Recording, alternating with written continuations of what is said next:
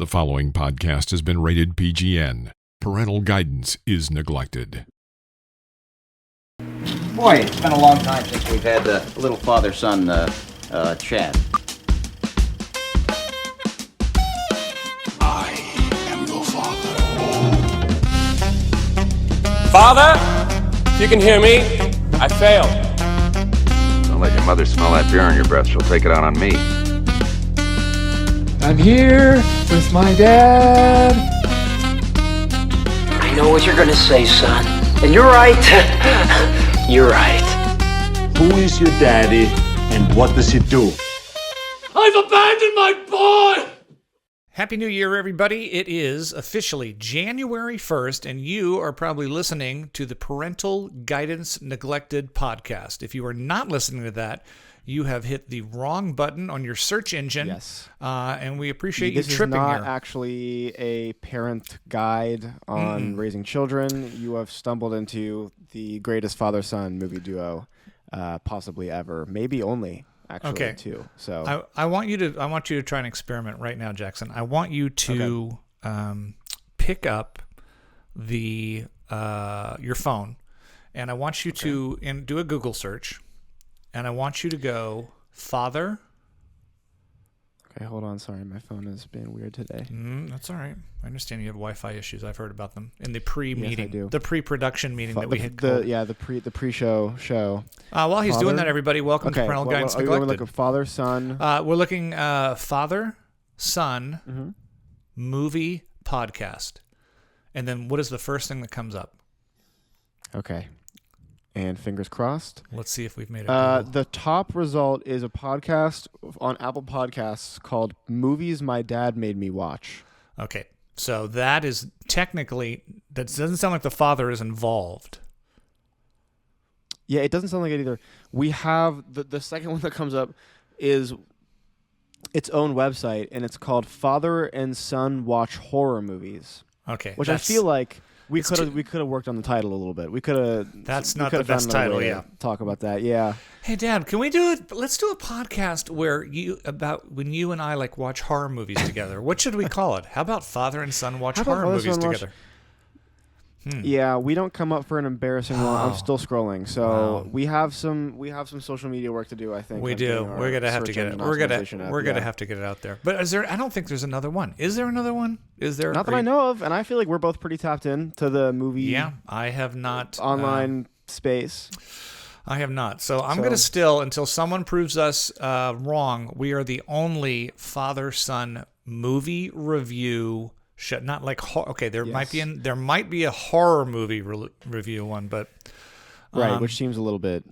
Do you have guys friends who are just like only into horror movies? Like we all have the friends who like love horror; they'll see anything horror. But like some people who are just like live, eat, and breathe only horror. They're like, I have no desire to see anything else. I know people like that, but no one that I'm close with. Right. I got a weird vibe from that. I do too. Yeah, right. Like. Listen, I love a good horror movie, but only horror movies, that's like, what are we doing here? You know, it's funny though. You did not used to like horror movies. You were not a big fan of scary movies. It's still a hard sell for me sometimes, to be honest. Right. And not in the way of like, I hate them, but just in the way of, I don't enjoy movies that I feel like are just horror. I don't know. Right. I don't know what I'm trying to say. It's a tough genre for me. Guys, welcome back to Parental Guidance Neglected. It's 2025. This is a big episode for us. We got a lot of work to do.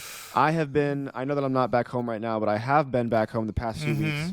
And I've been catching up on some 2024 releases that I missed in preparation for today, because at some point, we're going to be doing our top 10 best and least best movies of the year. We don't say worst here, we say least best. So. The least best, not best, bottom best.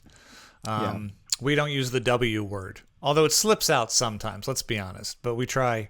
It does slip out sometimes here and there, but we try to avoid it. I like to consider them films that in no way succeeded at what they valiantly were attempting to do.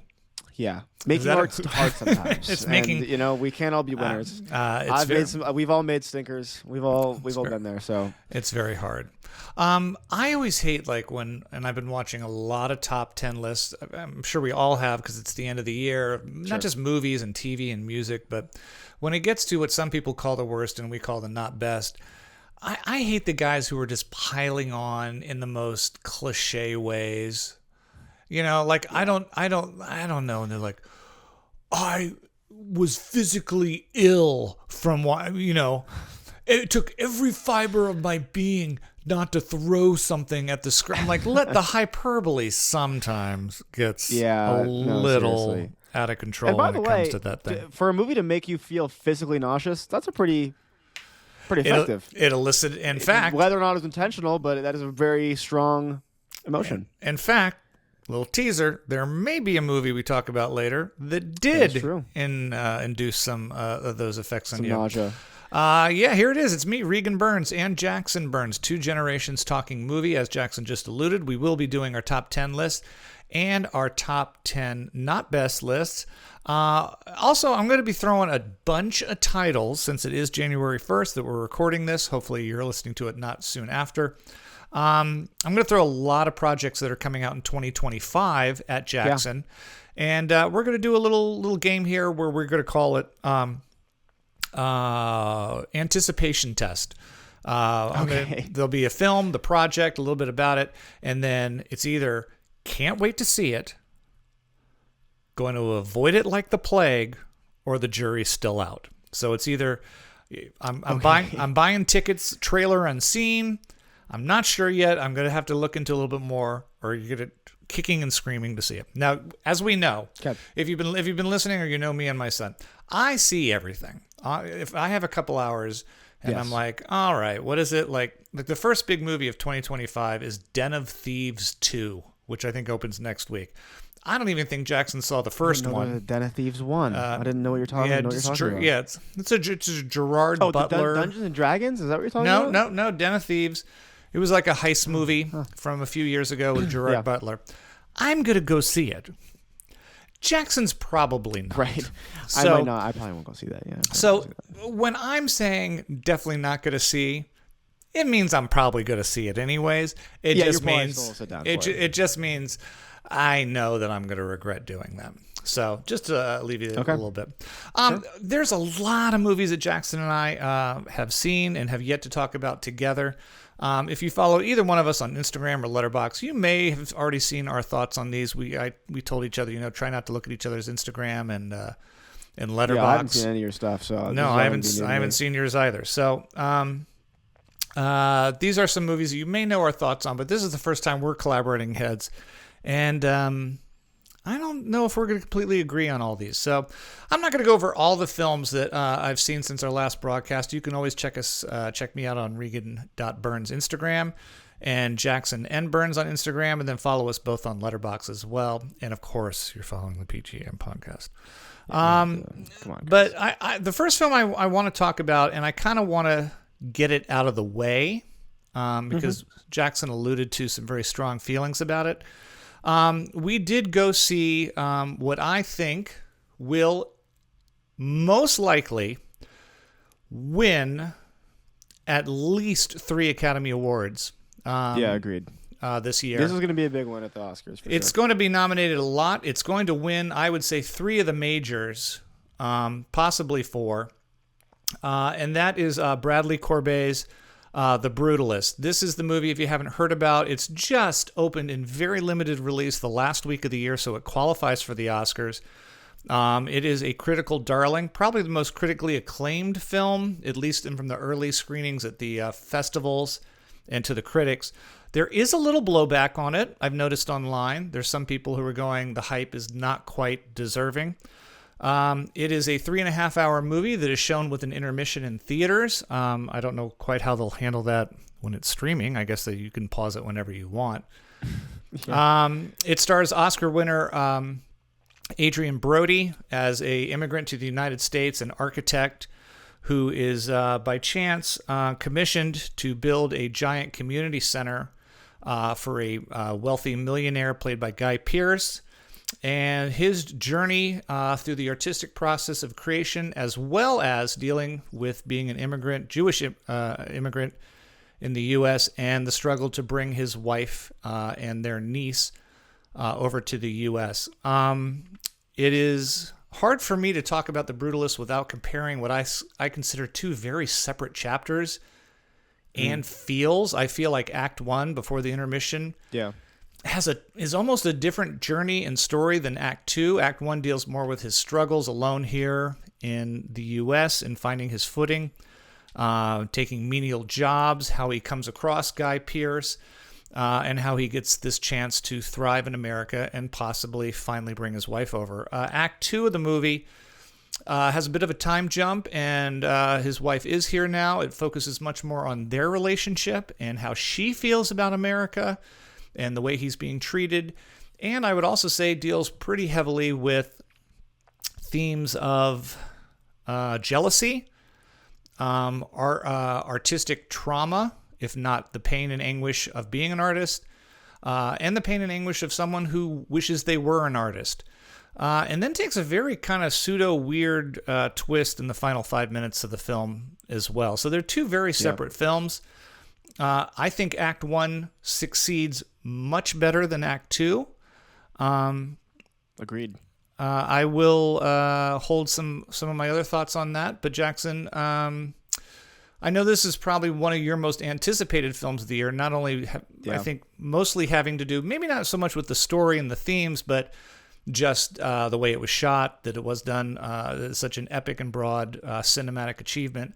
Talk to us about some of your thoughts on The Brutalist, Jackson. Yeah, I mean, we went to go see this as a family, which I feel like was kind of a weird choice in the moment. But we went to go see this as a holiday family, film on 70 millimeter. I wanted to go see Red 1. Everybody, just so you know. Yeah, he was all on board for Red 1, and I said, no, we're gonna charge this out. And by the way, star-studded screening. Logan Lerman was there. Bo Burnham was there. Phoebe Bridgers was there. Very, very star-studded audience there at the Vista. Packed theater for a 1 o'clock showing. Yeah. Yeah, and the first 5 minutes of this movie are unbelievable. The whole opening sequence was so good, and I felt like, oh my God, we're back. Like, this is, you very rarely get that feeling. You know what I'm talking about? Where he's going through the ship. And just as he leaves, the music swells, and you get that upside-down shot of the Statue of Liberty, and I went, oh, my God, this is going to be brilliant. And it just didn't do it for me. I think that, I mean, I did allude to you a little bit that I did have some political disagreements with the movie. If you want to, I'm not going to talk about it much. If you want to hear more about my thoughts on that, I put up a Letterboxd review. But I think that my biggest thing with this movie is that everything felt very inconsequential. In the way that things would happen and then the movie would move past them and wouldn't really touch back on them. They didn't feel like there was any real consequences. And so when you get to the end where you have this massive time jump forward, I mean like the very, very end. Yeah. Nothing really feels... It doesn't hit the way it's supposed to. I mean, I understand that throughout the movie, I guess they were kind of alluding to how important it was for him to have a certain square footage be used to build the building, and then you find out why he was doing that, but that never felt like a big part of the movie to me. I think that what I can say is that this movie is firing on all cylinders, and I think that everyone involved with the production has proved that they have a really good grasp on the form. The cinematography is incredible. The performances are incredible. I think that the direction is really good. I just think all my issues lie with the story.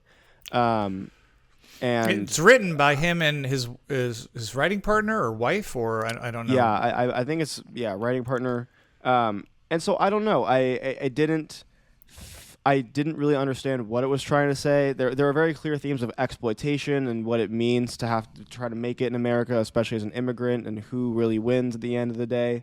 But I just resonate. Couldn't figure out what was going on, and not in like a way of like I didn't know what was happening. I just the messaging of the movie was very, very vague. It was vague. I said this in my Letterboxd review, is that this is a beautiful film. It is shot incredibly well. The acting is tremendous, you can feel the love and care that went into what I can imagine was a massive crew and undertaking in this. Sure. And in many ways, it's very much, considering what movies are like these days, it is a crowning achievement on many levels in film. Sure.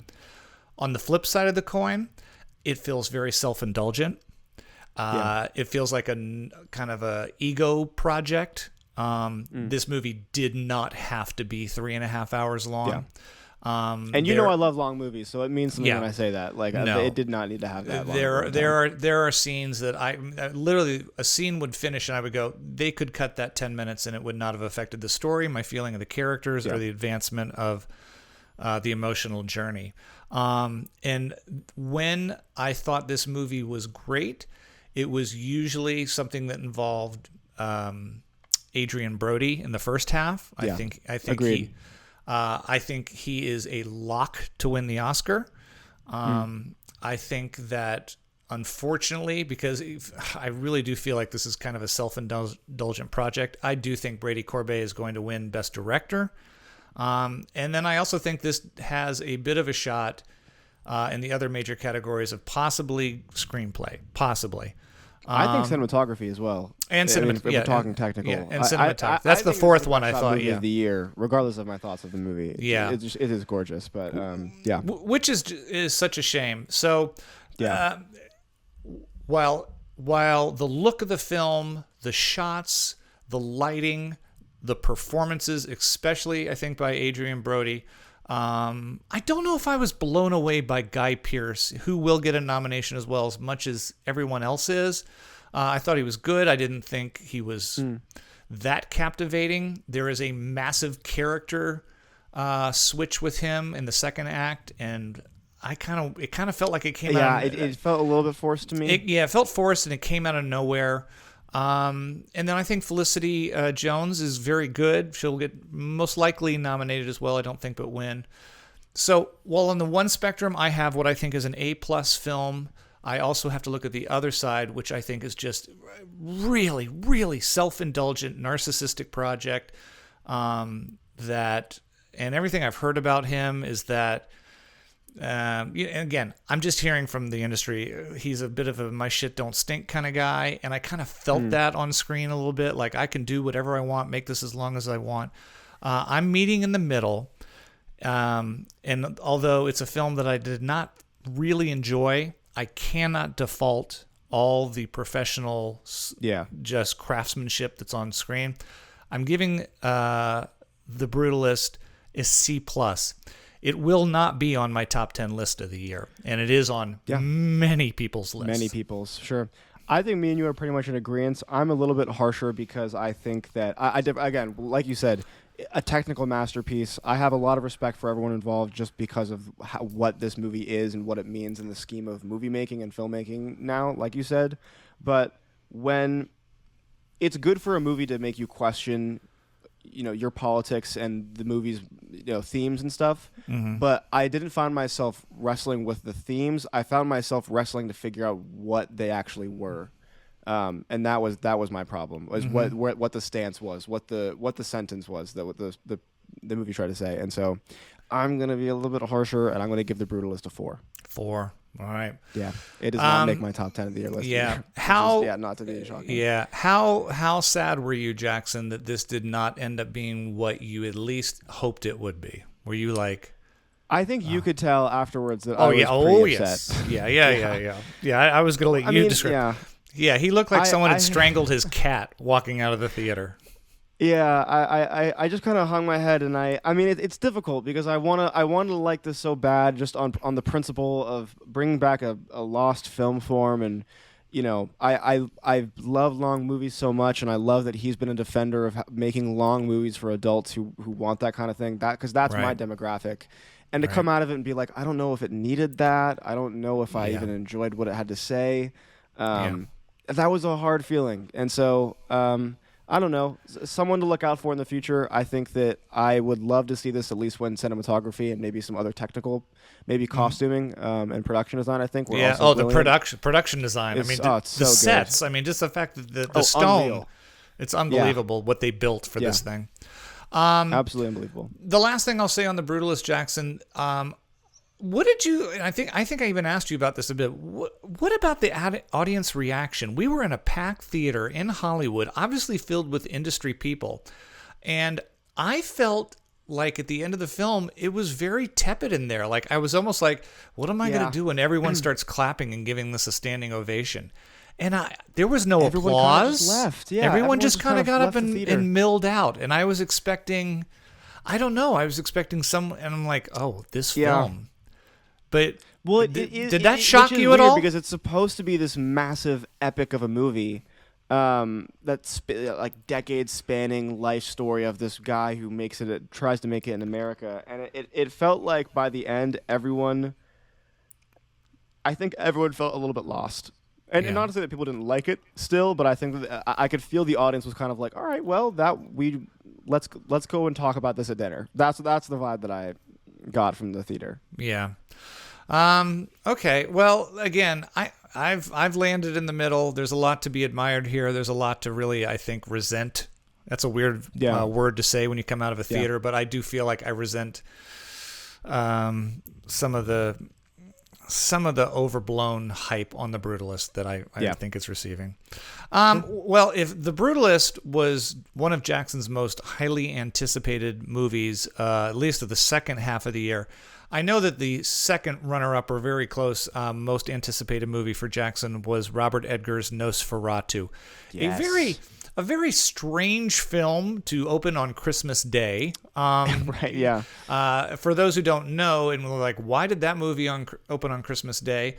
I think for two reasons. One, every film to be considered for the Oscars has to play in Los Angeles and New York for 1 week before the end of the year.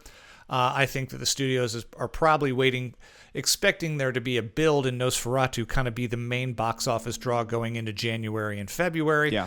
Also, it's kind of good counterbalancing for the other lighter fare that's in theaters. Not everybody at the holidays wants to necessarily see Wicked and Fluff and Red One. It's a bit of counter programming.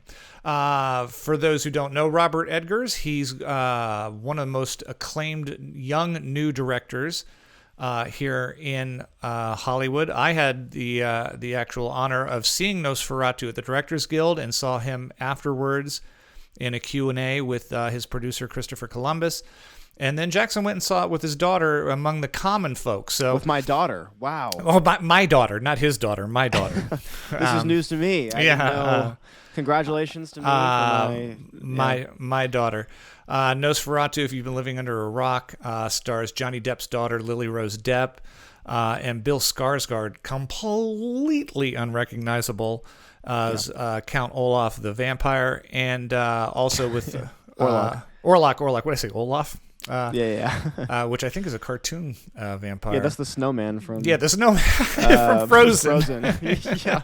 He plays the snowman. There, yeah. The movie takes a very weird twist. No wonder it came out in Christmas. Yeah, there you go. Willem Dafoe is in this. Nicholas Hoult, who's in every frickin' movie now, and some justified. And pretty big cat Willem Dafoe, I said. I will say this about Nosferatu. Having seen The Witch and The Lighthouse and The Northman. We've both seen all of his movies now. Yeah, having seen Robert Edgar's movies before, I think this is probably the most commercially accessible. Yeah, I think it's the kind of movie that your average film goer can go into and not be like, "What the hell was that all about?" Which is certainly what most of them did with The Lighthouse, and even The Witch to an extent. I guess my biggest problem with Nosferatu, and I don't have a lot of problems, is that being a story that I am very familiar with, and anyone who has seen any vampire movie is very familiar with. There is a very linear story here. I did not know where we were going. I knew what the resolution was going to be. And again, that is no fault to Robert Edgers or anyone having to do with the film.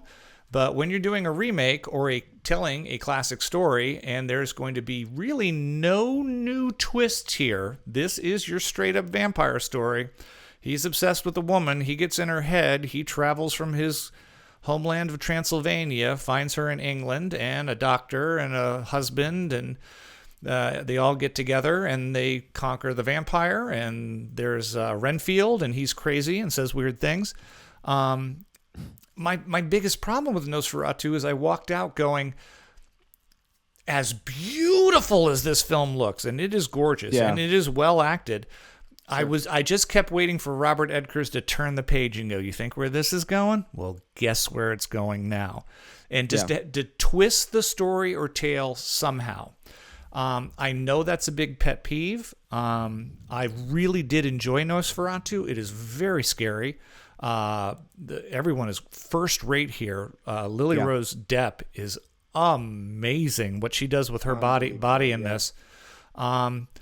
But I can't quite go over the top and love this film because I just felt like, okay, let's get to the part where you mistakenly think he's in the coffin. Yeah. Let's get to the part where, Renfield eats a bird. But what did you think, Jackson? Again, this was one of your most anticipated movies. Did it live up to it? I'm going to do a double review because the night before seeing Nosferatu, I watched the original for the first time ever. That's right. Murnau 1922 silent film version of this movie. Not the remake, because there was a remake by... There was a remake that Werner Herzog did in the 70s, which I have not seen, but I've heard it's pretty much just the same thing. Yes. And I'm not a big Herzog fan. I don't know Klaus Kinski that much, but that's okay. And for what it is, it's not bad. I mean, listen... It is a movie that came out in 1922. It did not age very well. I had a lot of fun watching it, but at the same time, I felt very confused about who everyone was. I mean, all the expositions and title cards, so you're like kind of trying to follow along. It's a silent film. We're talking about the original, by the way. Yes, the original is for the stakes got kind of lost. There's a really weird sequence where Nosferatu's carrying his coffin around the city, and he's like, "Oh, where's my house at?" And it's like this feels like a Three Stooges bit. Right. And so I was like, okay, but I wanted to give that the time of day because I know that Nosferatu, the original, the 1922 silent film, is Robert Eggers' favorite movie ever. Yeah. And I think that every filmmaker secretly wants to remake their favorite movie. Right. And so for him to do that, that's very cool that he got to do that. And I wanted to give it the time to see what he would change with the original. Mm-hmm. And so I sat down and I watched the new Nosferatu, and it's really good, man. It's really good. It's pretty awesome. I think I definitely hear what you're saying, and maybe it's just because I haven't seen that many vampire movies. I really haven't. I never saw Bram Stoker's Dracula. I never saw either of the Nosferatus before this. I just had such a good time. I think that it is the same story as the original, but I think that he spends so much more time with the characters and building up each individual person as people. There's so much depth to the story. I loved what it had to say about this idea of female insanity and things like that, and sexuality and desperation and desire. Mm-hmm. It's really is one of the most beautiful looking movies. I mean, I think that where this movie differs for me in just since we're talking about it in succession with The Brutalist is that every aspect of this movie felt so in the same way. Everyone had such a clear grasp of the form, but it all felt pointed towards one idea. It felt more aligned. Well, it's a very linear story. Yeah. When the focus is all about the one character and how they either fear him or must stop him. And so when you have that, you're going to get a group of characters together that are not going off on divergence. It's either you either serve him, Renfield, you fear him, or you hunt him. Yeah. So, I mean, the story itself makes it a little more easier that way. I mean this in sincerity, and maybe this is something that you noticed, but I have never in my life seen scenes be shot this way. The coverage in the choices of camera movement and positioning and blocking, each one of these scenes is covered in maybe 2 to 3 shots, and you would never notice if you didn't pay attention because every movement lands in a perfect composition. I was sitting in my seat just oh my god, how a mix of just this is awesome and I love this, and also wow, I suck at my job, this is crazy. And so there was a lot to love with Nosferatu, but I will say it wasn't all peaches and roses. I think that my one big, if I had to give a thorn to this, I was not that crazy about Aaron Taylor Johnson's storyline. I felt that, which honestly is interesting because his characters don't really get any screen time in the original. Yeah. And so they needed the most building up, and I just don't think that I didn't feel much for his family. I didn't feel very connected to them as characters. Yeah. And when, he's going to be a great James Bond, though. I mean, the whole time I was watching. Oh, really? Is he up for James Bond? That's the big. Everyone's almost. I think it's been offered to him. I think it's there. Everyone's negotiating it right now. But yeah, I'd have to wait and see. I don't know how I feel about that yet. Yeah, the whole time I was watching, I was like, that guy looks like James Bond. Yeah, he could do a spy. Yeah, I agree with you. That is the weaker. Him and his wife and his kids, I think. And then when he finally does have some stakes in the movie, due to some occurrences, when he's actually more vested and becomes part of the team, it doesn't feel as natural as it. He gets like one scene in a cemetery to show why he's. I agree. It felt a little forced.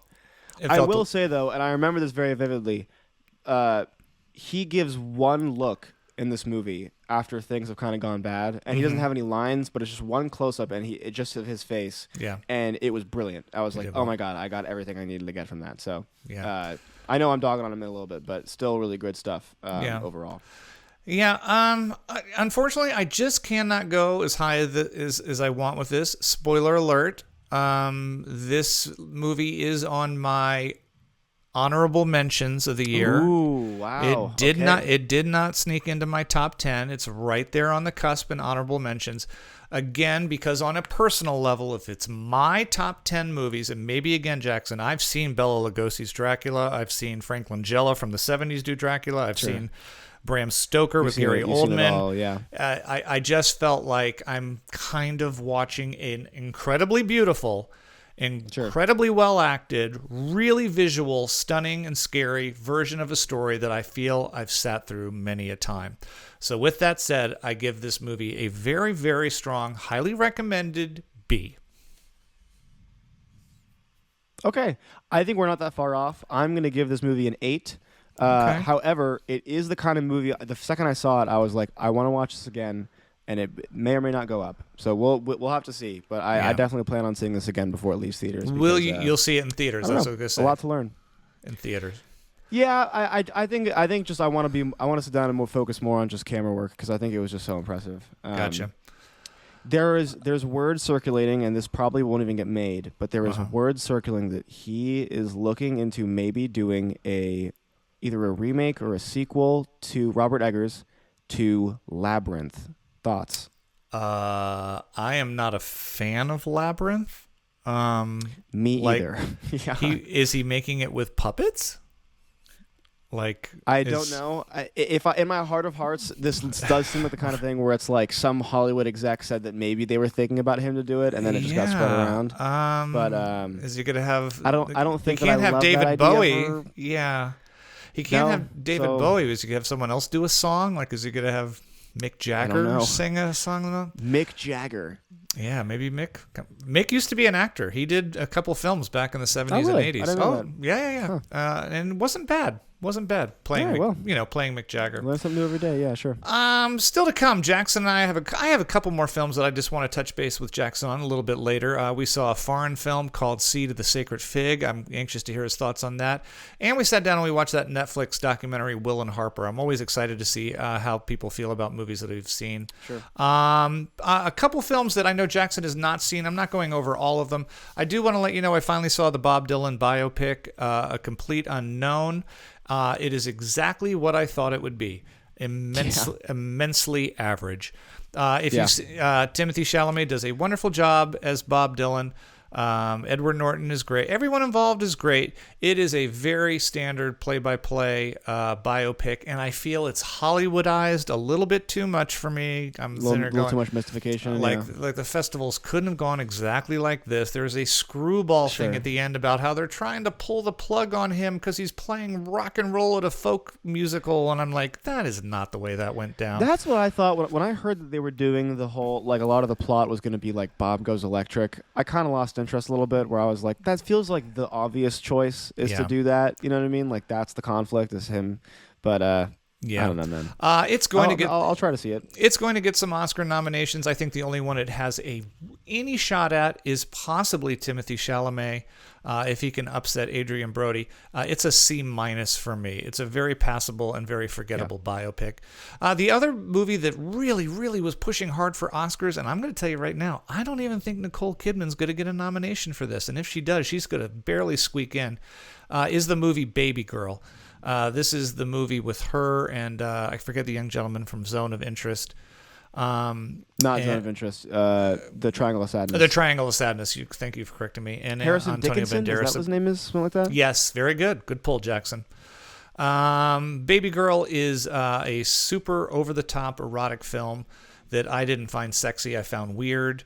Nicole Kidman is fine. I still have a hard time getting over her face, although she does kind of address the fact that she's had work in this film. I don't know who would find this intoxicating. Jackson, is there anything sexy about a woman drinking milk out of a saucer on the floor like a cat? I just feel like... I don't know. And if it is, Jackson, I don't think I want to know if you think that's sexy. I mean, it's that kind of... not particularly, no. I don't think that's... Why don't I sit here and watch you lap milk up from a bowl? This was my thought, and again, I haven't seen Baby Girl. I do want to see it before it leaves theaters. I think that I saw the trailer, and I went, one of my favorite movies is The Piano Teacher with Isabella Huppert, which seems to be very similar, where it's about a piano teacher who enters this weird psychosexual relationship with one of her students. And it felt like the same thing, but really heightened and way more erotic. And it didn't need that. Yeah. And again, maybe Baby Girl is a way different movie, and I'm just apples to oranges, but it didn't really entice me. It looked a little bit... Yeah. I don't know, campy in a way that I don't think I would like, but I'll give it a shot. I do love Nicole Kidman. I love Harrison Dickinson. So yeah, I'm meeting it again. Maybe it's a movie we'll revisit when you see. I'm giving it a C-. Again, there's good performances. Yeah. It looks nice, but nothing we're going crazy. We'll get back to a couple more movie reviews, but let's go ahead and start dipping into it. These are our 10 or maybe 5 not best movies of 2025. Now, as you alluded to, or 24. I did not see nearly as many movies that I did not particularly want to see this year. And so you have a top 10 not best list. I have a top 5 not best, because I could have, in theory, put more movies on the not best, but they didn't. The ones that I had left didn't feel like they deserved it. They were ones that I just thought were fine. And I didn't want to. Right. So I've got 5 on mine. Wow, my hand is so blown out. I like that. Gotta fix that in a second. The sun's coming in. Well, before we get into it, as always, my apologies and Jackson's apologies to just some of the movies that we did not see this year that may have made this list. Our apologies. I call this the "we could not bring ourselves" list. We could not bring ourselves to see Kraven the Hunter, or Werewolves, or Moana 2, or The Best Christmas Pageant Ever, or Venom: The Last Dance, or Terrifier 3, or Monster Summer, Transformers 1, Borderlands. That's like topping everyone's list, and none of us went to see it. I forgot about that. Wow. Yeah, Harold and the Purple Crayon we did not find. He's been crashing out, by the way. Zachary Levi is on a generational run to end his career. He's trying very hard to. We did not make it to Not Another Church movie, or the Garfield movie, or the Book of Clarence, which I've heard mixed about, actually. That's just to name a few films that I've seen come up on the list. My honorable mentions, these are just a few movies that I did see that just missed the list. Bob Marley, One Love. Talk about a biopic gone wrong. Tarot, the Blumhouse horror film. Under Paris, about sharks underneath the Champs-Élysées. Stupid. Surprisingly, Madam Web, honorable mention here, did not make my top 10, and that seems to be everyone's Wasn't that universal. last year? Nope, that was the beginning of this year. Night that Swim. Didn't make your list? No, you it saw didn't. A lot of bad movies, man. I know. Jeez. Honorable mention, just missed it, Joker Folie à Deux, and the Netflix movie Atlas with Jennifer Lopez and giant fighting robots. With that said, Jackson has 5 not best films of the year on his list. So I'm going to give you my 10 leading up to it right now very, very quickly, and then we'll go down single file on the other ones. Number 10, they keep making these movies, Jackson. It was Godzilla x Kong, A New Empire. Oh, yeah. Where they team up to fight I don't give a fuck. Number I think 9. the last one also made your list. Yeah, Funny enough. I guarantee there'll be one next year that makes the list. Sure. Number 9 was a Netflix movie called The Union with Mark Wahlberg and Halle Berry, two actors who should never be paired together ever again. Netflix. You're going to hear that word a lot as we continue down this list. Number 8 was the Fear, the new AI Alexa movie, Afraid. You saw Afraid? I didn't even know you saw that. Yes, I did. It was absolutely abysmal. Number 7, here's a movie that I did see with Jackson and may or may not be in his top 5. And it was a box office success. They've already greenlit another one, and many people are calling it The Return of Will Smith. I call it The Return of This Stuff Sucks. Bad Boys Ride or Die is number 7 on my list. Not funny, not exciting, and really stupid crocodile ending. And number 6, before I turn to Jackson, we alluded to it earlier. I told him last week that I somehow forced myself to watch this. It took me 4 sittings to get through the whole thing. It's the Christmas movie Red One. This movie cost $250 million to make, more than Dune 2, and it's an embarrassment for all involved. So those are my top 10 through 6 picks. Yeah, there you go. Yeah, these again are our top 10, not best movies. They just weren't the best. They're the least best movies. Jackson, Yes. what's number 5 on your list? Number 5, Dad, I've got a sneaking suspicion this is going to be somewhere in your top 5 as well, and it crushes me to do this, and you know it does. Yeah, I think I know what's coming. When a giant like Francis Ford Coppola starts doing boner jokes, something has gone really, really wrong. So, while there were moments in this movie that I think save it from being higher on my list, very brief moments. You're going to have to point out those moments to me at some point next time I see. We won't bore our audience with that, but I'm very curious to hear what that moment was. But go on. There was a few cool shots. I don't know. Okay. That saves it from being higher on my list. I'm going to give my number 5 spot to Megalopolis, and I'm going to just grit my teeth and pretend like it was shot by up-and-comer and not one of the greatest filmmakers of all time. Yeah, probably his last film of all time. What a way to go out, huh? Don't say that. Number 5 on my list is a horror movie that came out earlier in this year with the teddy bear that may or may not be coming to life. What if your imaginary friends were real? And what if this movie was actually greenlit by studios? Number 5 on my list, it is complete schlock, Imaginary. Yeah, I did not get a chance to see that. Yeah, you didn't get a chance to see a lot of these. Number 4, Mr. Burns. Number 4, we are hitting a pattern here, Dad, and this is a movie that me and you kind of saw together very recently. And I say kind of because you fell asleep for almost the whole thing. Yet again, another movie by a filmmaker that is beloved by many, including myself, that I found painfully unfunny and uncharismatic. Maybe it's good that I fell asleep then. It just, Dad, it's interesting because this movie is technically 2 hours, but in reality, it's actually 7 days long. That's how. That's how bad it was. I'm gonna give my number 4. I hate to see this because there's so many great people involved. Oh my God! But Hitman is gonna be in my number 4. Hitman. Yeah, I did fall asleep, and I do remember not being too sad that I fell asleep. I think I woke up for the last 5 minutes and asked you how it ended. I'm not doing a review on a film that I haven't seen. I could just tell you the first 20 minutes were very boring. And it's painful because Richard Linklater, you still hear me, right? Yeah. Richard Linklater, he's the creative man behind one of my favorite films of all time, Dazed and Confused. And I know he's also behind 3 of Jackson's favorite movies of all time, the Before Sunset series. I'm like, I don't know, but hey, Glenn Powell nominated for a Golden Globe, and this movie did make some people's top 10 of the year list. So is it just us? Is it just us, Jackson? Maybe you'll love it. Maybe it's just not for me. It's interesting because there are a few moments that do feel very Linklater-y, where it's like 2 characters having a talk about philosophy and stuff, and it feels very Before Sunrise-y, but without all the charm and the performances, and I don't know. So yeah. I'm gonna do my next one before you say your next one because I actually just added a movie. So I'm changing mine from a bottom. Oh. Not bottom. I realized I left one out. And so I'm adapting my list to be from a bottom 5 to a bottom 6. 6. So we've heard 6-5. What's your number 4? So you've heard 6-5. My number 4. Again, a lot of people love this movie. I don't think either of us did, but a lot of people enjoyed it. This was a really big box office hit. 2 huge actors coming off of big performances from 2023. I found there was no chemistry. I thought that it was immensely overshot, and I just didn't. I appreciate that it was a nod to some behind-the-scenes workers in the film industry, but The Fall Guy did not do it for me.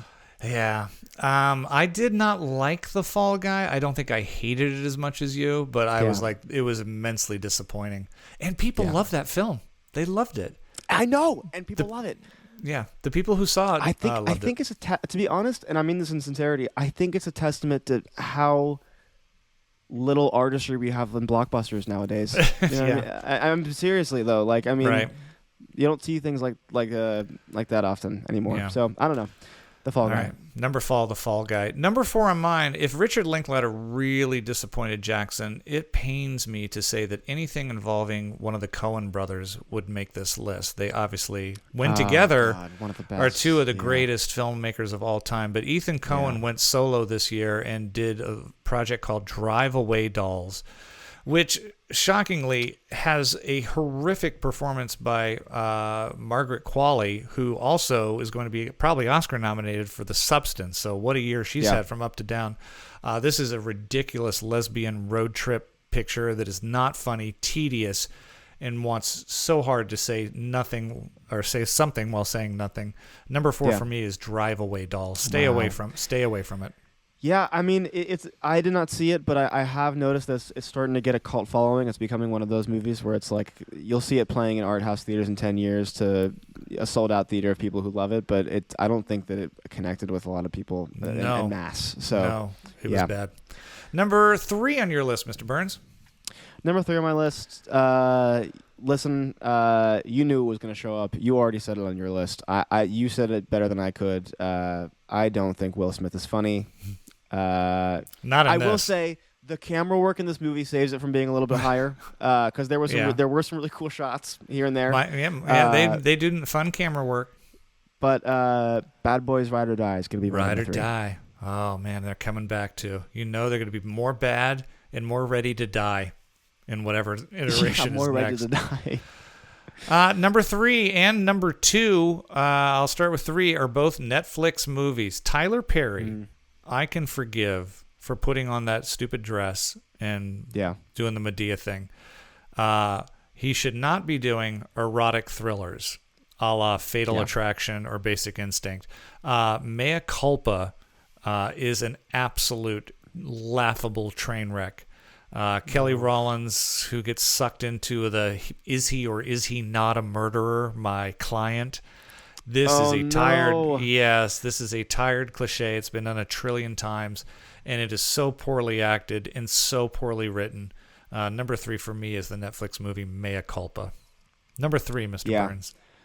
My number 2. I already said my number 3. Number 2. Yeah, that's right. Number 2. My number 3, another movie that we have not talked about yet. Me and my friends decided to see this together as kind of an escape. We had a few drinks before watching this, and we walked into the theater looking to just poke some fun and hope maybe have some laughs and see if Barry Jenkins might be able to bring anything at all to the Lion King franchise. But wait a minute. You have the keychain. I noticed that the keychain is on your. Have the keychain. You have a Lion King keychain. You know me. You know me. You want to remember? Here's the thing. It takes. I don't think I've ever in my entire life fallen asleep in a movie theater. Wow. Ever in my life. I made an active choice, and I'm not even kidding.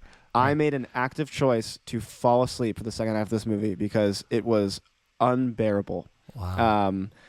I don't know what Barry Jenkins was thinking. Dad, this has some of the worst songs I've ever heard in a musical in my life. I've heard the music is very uninspiring. It's ridiculous. The voice acting is horrible. Most of all, I just don't know who this is for, because it's so interesting because you're watching this movie and it's that realistic CGI lion stuff. And here's the thing when you're doing realistic CGI lions is that it's really fucking hard to tell apart two lions that look exactly the same because they're completely anatomically correct. Doesn't one have a scar or something though? Isn't there? He doesn't get it until the end. Or maybe he does. I don't know. I fell asleep. He fell asleep. But there's like it's so I spent half the movie going, oh my god, which lion is that? I don't know who this is. I don't know which lion it is. There's time jumps back and forth. Oh. There's the characters that returned from the original, and this was a complete train wreck. I also happened to see it in 3D, and that just did not. Oh, you had to wear the glasses justice. and everything. Oh yeah, did not do any justice to. Did your friends like Mufasa? And I got little lion ears that we all wore, and I'm not even kidding. They handed those out to us. No, they didn't like it either. They didn't. No one. It got massacred at the theater. Sonic the Hedgehog 3 just killed it. Like the kids went and saw that, not Mufasa. What kid wants to go see a movie about a hyper-realistic lion? Like what? I just don't understand.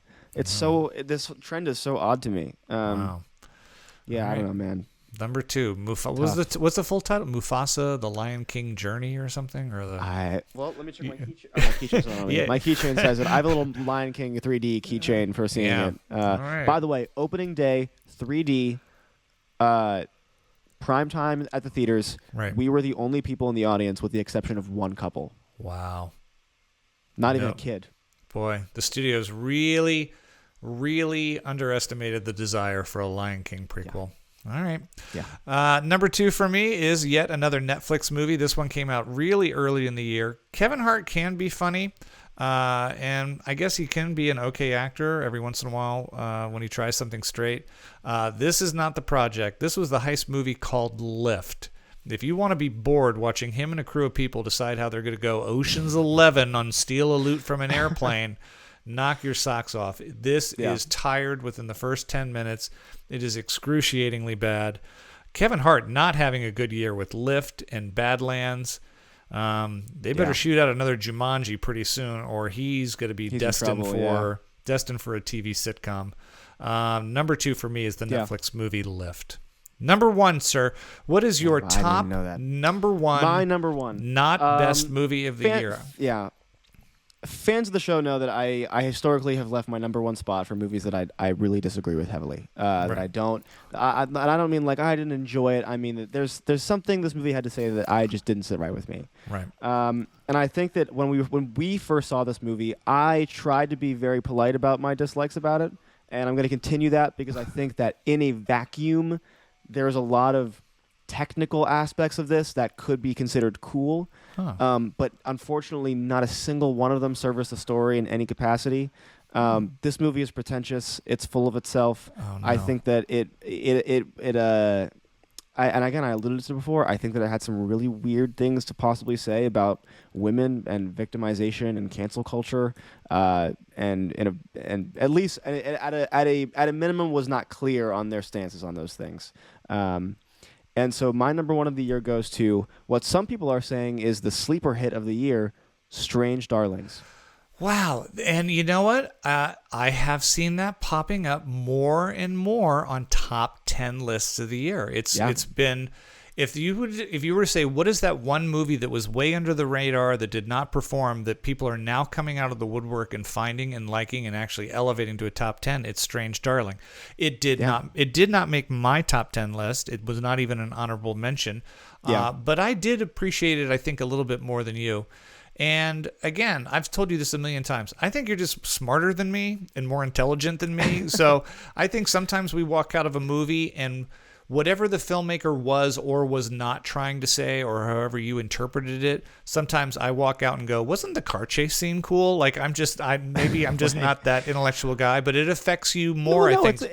I don't even think it may be a little bit, but I think that part of it also has to do with. I think that sometimes we're rubbing the wrong way, where it's like, listen. The Fall Guy knows what it is. You know what I mean? Like the Fall Guy, it knows what it is. Bad Boys, Ride or Die, love it or hate it. But it was an action success. Right. This was a movie that really tried hard to say something different without actually having something different to say. And I think that that's where I usually get the most upset. A la my number 1 from last year, Saltburn, which also similarly people loved and did not connect with me at all. Right. The only thing I will say in Strange Darling's defense, and I'm not going to, it's your pick and you're justified. Put all that aside, I do think that if you are going to tell a story not in chronological order, this thing does jump back and forth. Yeah. And I'm not even talking about the big twist. I'm not giving that as much credit. I do think that a script that can jump what I thought was pretty seamlessly back and forth in time. Sure. I thought I did a pretty good job of that without losing us going like, where are we now? What is this? So I will give them credit for that. But I understand. Again, I'm not going to defend it because it's not one of my favorite films of the year. Yeah, sure. I just did not have it as the not best as low as you did. So yeah. There's Jackson's top 10 not best movies of the year. My number one, I saw one person who gave their top 10, well, they called it worst. We call it not best. We don't their say top that here, 10. Yeah, we don't say that. I saw him give his list, and I thought it was the best list I've seen so far. And his list was number 10, Megalopolis. Number 9, Megalopolis. Number 8, Megalopolis, and so on and so on. Sure. It is, obviously it is the most disappointing film of the year, but I can also say it is the not best film of the year. Yeah. And I do think that can be a little bit blamed for the letdown of this being Francis Ford Coppola, but not, I think if this had been directed by, first-time director Bobby Peterson, I'd be like, that is probably the not best film I have seen of the year. It is incoherent. It is ridiculous. It makes no sense. It has no through line. It is so over the top. I don't think there is one good shot in there. I felt like the CGI was just very, very bad. The craziest moment is at some point I'm like, is Adam Driver doing Shakespeare? I'm like he literally does Hamlet's entire soliloquy. Yeah, he does Hamlet. I'm like, what is going on here? My number one film, and it is sad. It's not as sad as I assume for Jackson, because I think he was a little more excited about it, is Megalopolis. Man, it's going to be remembered. I don't think that's going to be remembered I can't fault well you for that at all. Yeah, the only reason that it wasn't higher on my list, I think, is maybe that being there the day that it released in the Chinese theater and being able to laugh kind of with it, or maybe even add it with the audience, I think maybe saved it from having a high. I still had to find enough time there. Yeah. So maybe if under different circumstances, if I had seen it in an empty AMC, it would have been different. Oh my God! People were walking out in droves. I can't blame you. Walking out in droves. Yeah. And I saw it in a theater in South Carolina with 7 people. I think me and one other guy were the only ones left by the time it was over. Hey, coming up are our top 10 best films of the year, as well as a little peek ahead to 2025 and tell us what we're anticipating and what we're not. Before we get into Seed of the Sacred Fig and Will and Harper, Jackson, anything else you wanted to see that you want to touch base on? Yeah, I mean, I have some art house movies, but I also have some ones from this year that I'll touch on before we hit the top 10. Yeah. So just I'll start with the ones that I saw that you've already talked about. I finally got a chance to sit down and check out A Real Pain. Yeah. This obviously has been a big front runner for a lot of people of their top 10 picks. It's also seeming like Kieran Culkin is having a better and better chance at winning his first Oscar. A lock. For supporting, which I think is completely valid and true. But I would be lying if I said that A Real Pain lived up to the hype that it was given, and not to say that I didn't enjoy it, because I actually did quite a lot. But I think that, and I mean this in a nice way, it felt like a directorial debut. It felt like this was my first time seeing a Jesse Eisenberg directed movie. I know that he did have his first one in 2022 with When You Finish Saving the World, which I think you saw. I did. And that one to me felt more like a first-time director. But I can see where you would see that with this too. I think that there's a lot of really great moments in this. I think that sometimes Jesse Eisenberg can get caught up in doing the whole like, oh my God, I'm just an awkward guy. Yeah. But I also think that he is really interesting and clever as a director to know when to shut up. Like when to just let Kieran Culkin do his thing. Right. And when Kieran Culkin gets a chance to do his thing, he is unbelievable. When he wins Best Supporting Actor, it will be justified. Yeah. And, it's not even it's not even a supporting role, which is just absolutely crazy. He's in he's more he of the main movie character. than Jesse Eisenberg. It's just crazy how they do that. Yeah, it's so odd. And so I don't know. I think this is a movie that's very, very quaint. It doesn't overstay its welcome, and I think that it's a really it's worth a watch. I think that this would be a good one for anyone, and I think that for being the first movie to shoot in a concentration camp, it handled it very respectfully, and very interestingly. I like the direction they took that. So, A Real Pain for me is going to get a 7 out of 10. And it unfortunately will not make my top 10 of the year list. All right, maybe honorable mention. I'll keep my fingers crossed. In similar vein, another big one for performances this year was Conclave, the religious drama. The sophomore, maybe not sophomore. No, I'm actually that's not true. For the director, the newest effort, from Edward Berger, who had a huge hit in 2022 with All Quiet on the Western Front. One of my favorite movies of that year. It was on our top 10 list. Both of you had, me and you both had a very high movie. Yeah. And I do still see pieces of that movie in Conclave. I think that Edward Berger has proved himself to definitely be a cinematographer's director. I think that there's so many beautiful, beautiful shots in this movie. This is my complaint with Conclave, and it is no fault of the movie at all. This was my personal qualm. I don't know anything about the Catholic Church. And so, not at all. And not that I think that you need to know a lot to enjoy this movie, but the problem for me was I still don't really understand the stakes of what was going on. The movie surrounds a pope's death, an unexpected death of a pope, and so Ray Fiennes, who plays Brother Lawrence, has to hold a conclave where all of the different members of the high members of the Catholic Church come together to vote on who will be the new pope. And I just didn't really. Here's the thing. I just didn't care that much about who won for the Pope because I don't know what that means for the world. I don't know what that means for people.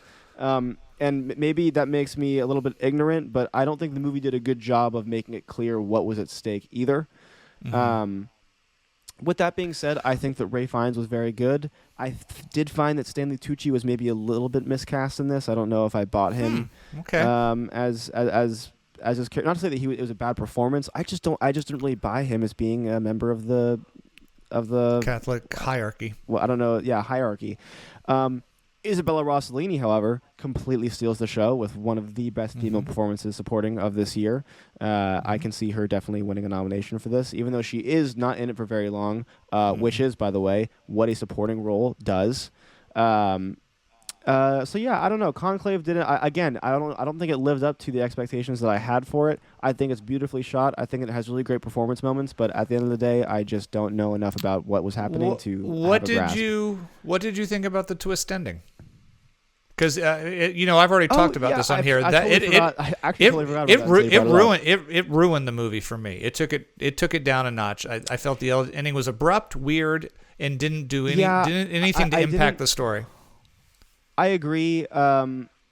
It just felt out of place. It felt like part of a different movie. Yeah. I didn't really know what they were trying to say with that, and I think that, obviously it's a movie, but there's no way in hell that would ever. No one's voting for them to be a pope. You know what I mean? Yeah. We're not that close there yet. So, I don't know. Conclave didn't feel grounded in reality. I didn't really know what to think of it. I still enjoyed my time, and so I'm going to give Conclave a 6. 6. And I think those are all the new. But now into movies that you have not seen. A few of these are older. Some of these came out this year. I'll start with one that's also ending up on a lot of top 10 lists. This is the newest film from a Romanian director, Rada Jude. It's getting a lot of buzz. Do not expect too much from The End of the World. It's going to get nominated. It'll be nominated for Best Foreign Film. It will be nominated. International, I cannot stress this enough. You would absolutely hate this movie. I would not like it. I really think you would hate it. Okay, I'm not going to watch it. I trust you. Do not expect too much from The End of the World. Is meandering. It is awkward. It is at times confusing. Isn't this director kind of known for that kind of movie? Yes, but with that being said, it is one of the most original movies I've seen this year. Wow. And not to say that saves it. The the story follows a woman who works as a PA for a production company, and she's tasked with going around her town of Bucharest in Romania and interviewing different people who have been in work-related accidents to star in one of those work safety hazard videos. And so it's a lot of her driving around, but also there's a very weird element where the movie will cut out of nowhere to different parts of an older Romanian movie from the 70s about a female taxi driver. For some reason, it'll just do that. I'm not gonna like this.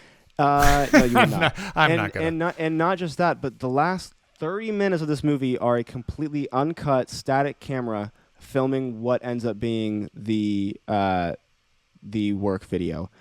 Here's what I'll say about the movie. I really did not enjoy the first half of this movie. I found it to be too much. I think that it took on way too many aspects. It's toying with the form in way too many ways at the same time to be coherent for me.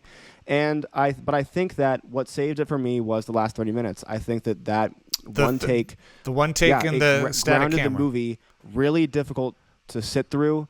I think that despite this movie's clear fuckery, it's still has a lot to say about where we are as a people now, the absurdity of getting through the workday, what it means to be a worker in modern times.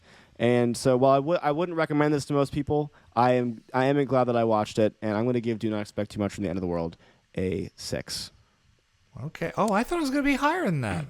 Wow. No, I know it wasn't. I really did not enjoy the first half of it, to be honest. I gotta be honest with you. I'm very interested to hear what your top 10 movies are going to be now, because there's a couple films on there I thought might have snuck in somehow. So I'll be very curious.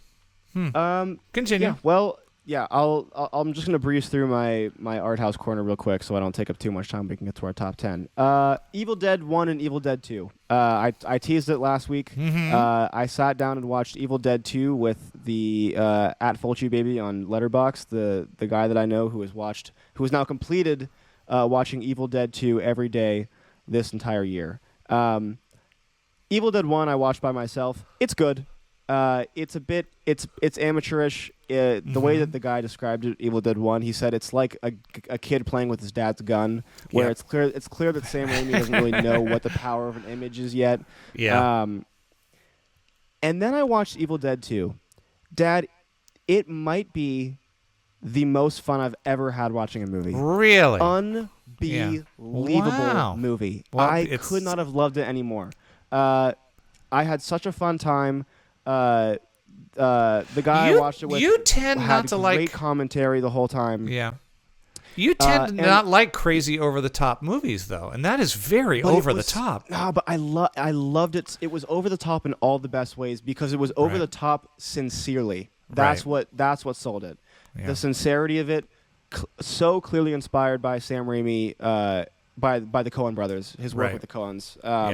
So many moments in there that have inspired by it. It's beautifully shot. Bruce Campbell, and I mean this 100% truthfully, one of the best performances I have ever seen in a movie. He's unbelievable. Yeah. The physicality, it's just him on camera. The shit that he had to go through. I mean, this guy was breaking ribs. Yeah. They attached him to a crane and flung him around in the woods.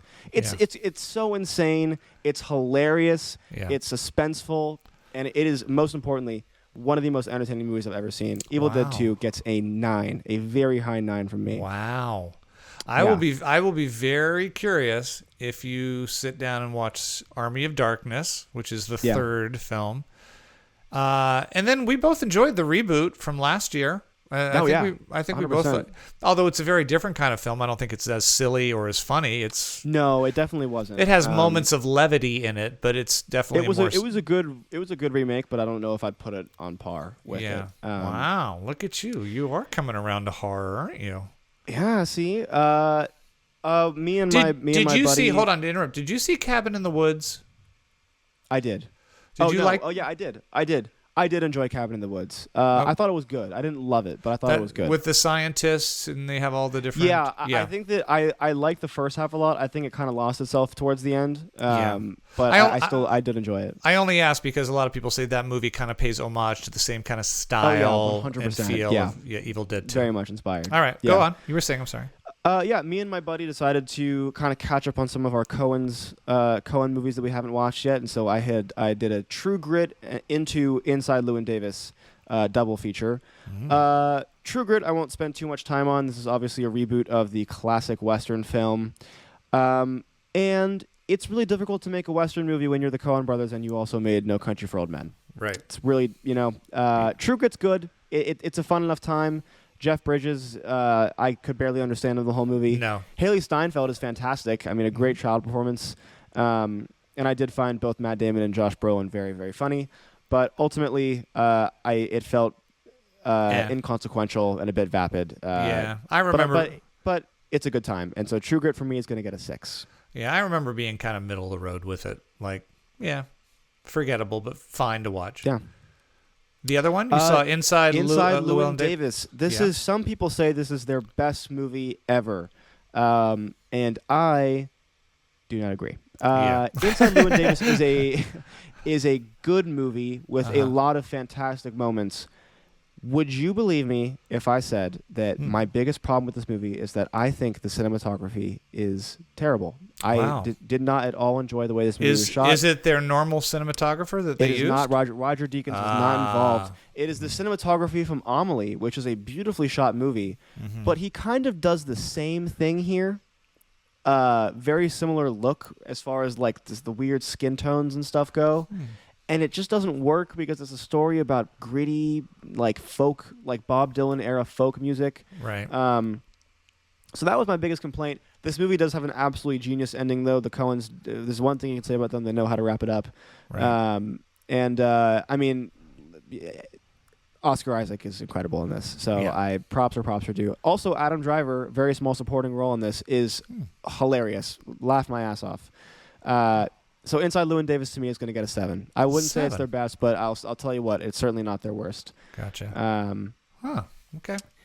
And I think that's all I got. I mean, I know that we still have to talk about some of the ones that we saw together. Will and Harper and Seed of the Sacred Fig. I don't know if you want to do that now, but yeah, let's do that. Our top 10 is right around the corner, and our upcoming predictions for 2025. We won't spend a ton of time on these, or maybe we will. I don't know. Will and Harper was the Netflix movie that we actually sat and watched together. That's the tale of Will, acclaimed comedic actor Will Ferrell, and the a little bit manufactured, to say the least, road trip he took with his good friend, who used to be the head writer for Saturday Night Live, and now she has transitioned. And why am I blanking on her? Harper. I was trying to think of her name before she transitioned. And I don't remember at this point. Not important, I guess. This is, I think, a very delightful film. That's the best word I can come up with. I don't think it's groundbreaking here. I don't think it teaches us really too much new about the trans experience. I think we all live in America and know that unfortunately, that group of people is still not accepted in the majority of the middle states. But I do think what this movie really is about, if you strip it away, is friendship, and that's the aspect of it I liked the most. I really enjoyed the moments with them alone in the car, hanging out, talking, sitting in lawn chairs and having Pringles. a beer. More than I did with, like, let's go into a bar and see how many rednecks look at us funny, or here we are at a sporting event and am I still welcome there? Not that those aren't important. I just don't know if they really taught us anything new, and I didn't find them quite as engaging. I enjoyed Will and Harper. I think it's a really good watch on Netflix. Every once in a while, Netflix seems to get something right. I think they did with this one. I'm giving Will and Harper a B, Jackson. What do you think? I pretty much have the same thoughts as you do. Will and Harper, I think I was worried going into it, knowing that Will Smith was such a big part of it. Will Ferrell. Will Ferrell, sorry, that he might steal the show. And I think that one of the best parts of this is that he knows exactly when to shut up and just let Harper do Harper. Right. I had a lot of fun with this as well. I think that there's obviously some heartbreaking moments. I think that I'm good on Will Ferrell for speaking up in a time when it is definitely difficult to do so. I don't know, a very important movie. I think it's definitely worth seeing, at least as a timepiece for the trans experience in this year. And I would give it your time of day, at least to see the hilarious Pringles running bit. I think that's worth it enough. Yeah. So yeah, I don't know. And I will say it was very interesting seeing Will Ferrell get vulnerable in a few moments. I wasn't expecting that, and it was. It's always nice to see someone like that is such a figure in culture, being so personal. Yeah, it's good to see a movie that really is sweet in nature and sweet in execution. We don't get a lot of that. The other film, before we get to our top 10, this is one of the front runners. It's probably the dark horse that may or may not take out Emilia Perez, which is probably a lock for Best International Film. It will most definitely get nominated. That is Seed of the Sacred Fig. I said in my Letterboxd and Instagram reviews that I don't know if this is the best film of the year, but it is certainly one of the bravest and most intriguing stories behind the making of. And I needed to, as I sat down and really thought about how the movie affected me, separate myself from the journey to make this film and get it out to the actual film itself. Sure. This is a movie that was shot mostly in secret behind the walls of Tehran, having to do with a family that very much somewhat mirrors what is going on internally throughout the country as far as the treatment of women, whether or not they can speak up, and the people who are being persecuted, arrested, and in some cases tortured and murdered for speaking up against the regime of Iran. The first hour of this film I thought was fantastic. Unfortunately, I think the movie takes a rather disjointed turn at the end into a genre that feels completely almost Hollywood and separate from what I think was a very important and intriguing story at the beginning. But there is no denying there's a lot to like here about the Seed of the Sacred Fig. Before I get into any more of my thoughts, Jackson, what did you think? Yeah, this was one of my most anticipated movies of the year. I'm a big fan of Iranian film, and it's I put this in my letterbox. But when filmmaking becomes an act that can be persecuted for in certain places, I think it's a disservice not to at least seek out and watch these movies. Yeah. Unbelievably important, and I think that I not that I'm like an expert on Iranian politics or anything, but I did do a good bit of research about their policies, at least in the '90s, towards art and stuff. When I did a project on Abbas Kiarostami, and it's really disheartening to see how bad things have gotten for them, because Iran has put out some of the great filmmakers of all time. Unbelievably sad, and I think that one thing that I kept coming back to throughout this movie is that I'm worried that American audiences will see this movie and go, wow, things are really bad in Iran. I don't think that's the right thing to take out of this movie. Things are bad in Iran, and obviously the acts, the real stock footage they use of what do you call it? The protests and the protesters being beaten by police and women harassed in the street are horrific, but I think that what we need to take away from that is that thinking more about where we are now as Americans, and not just what our part was in that overseas, but where we're heading now as a people, with the next 4 years seeming kind of shaky. What does that mean for the future of art? What does that mean for the future of free speech in this country? What does that mean as far as what it means to protest? So I don't know. I think that without a doubt, this is one of the most important movies of this year. I found it emotionally heartbreaking, both in the nature of its making and in the actual content of the movie. And unbelievable performances, some breathtaking camera work. I cannot recommend this movie enough. If you have a chance, seek it out, see it. You owe it. at least to filmmaker Mohamed Rosoloff, as well as the entire cast and crew of the movie. Yeah, this is, like I said, what I wrestle with the film. I agree with everything you say. This is an important film, but I'm trying to separate the story of the film and the actual film itself. Everyone should see it. The messages are important. The fact that you should support a film that has gone through the journey it has, Yeah. and the filmmakers and the stars of this movie are still going through it. Some of them are still being held in Iran. It took forever for them to get this film out. But I have to separate the story of the making of the film with the actual film. And while I do think it is incredibly powerful, I do think once the family arrives at the home at the end, I felt it got a little. Really? I felt it got a little That's so thrill. interesting to me because that was probably my favorite part. No, I loved that. Was my favorite part. It was like we were in a Hollywood thriller all of a sudden with the radio speakers and the chasing through the ruins and the. I don't want to give anything away, but it suddenly felt like a 1980s. You know, the evil stepfather film, and I thought it kind of fell off the rails a bit at the end. So it drops it down for me a bit. I do still agree with everything Jackson says. It looks beautiful. The first half, I think, is tremendous. I love the dynamics of the family. There's a bit of a twist, and I think I knew where the gun was and what was going on with that the whole time. But with all that said, still a great film. It is on my honorable mention list for the year. It did not make my top 10. I'm giving Seed of the Sacred Fig a B. Yeah. I'm going to give Seed of the Sacred Fig an 8. This is one that I'll be revisiting. And this is the last thing that I'll say is that I think that it's easy when you're so far removed from these places to look at them and say, especially when you have like a government regime like Iran, where it's easy to just say like, wow, that's a really shitty country. They treat women horribly. They treat gay people horribly.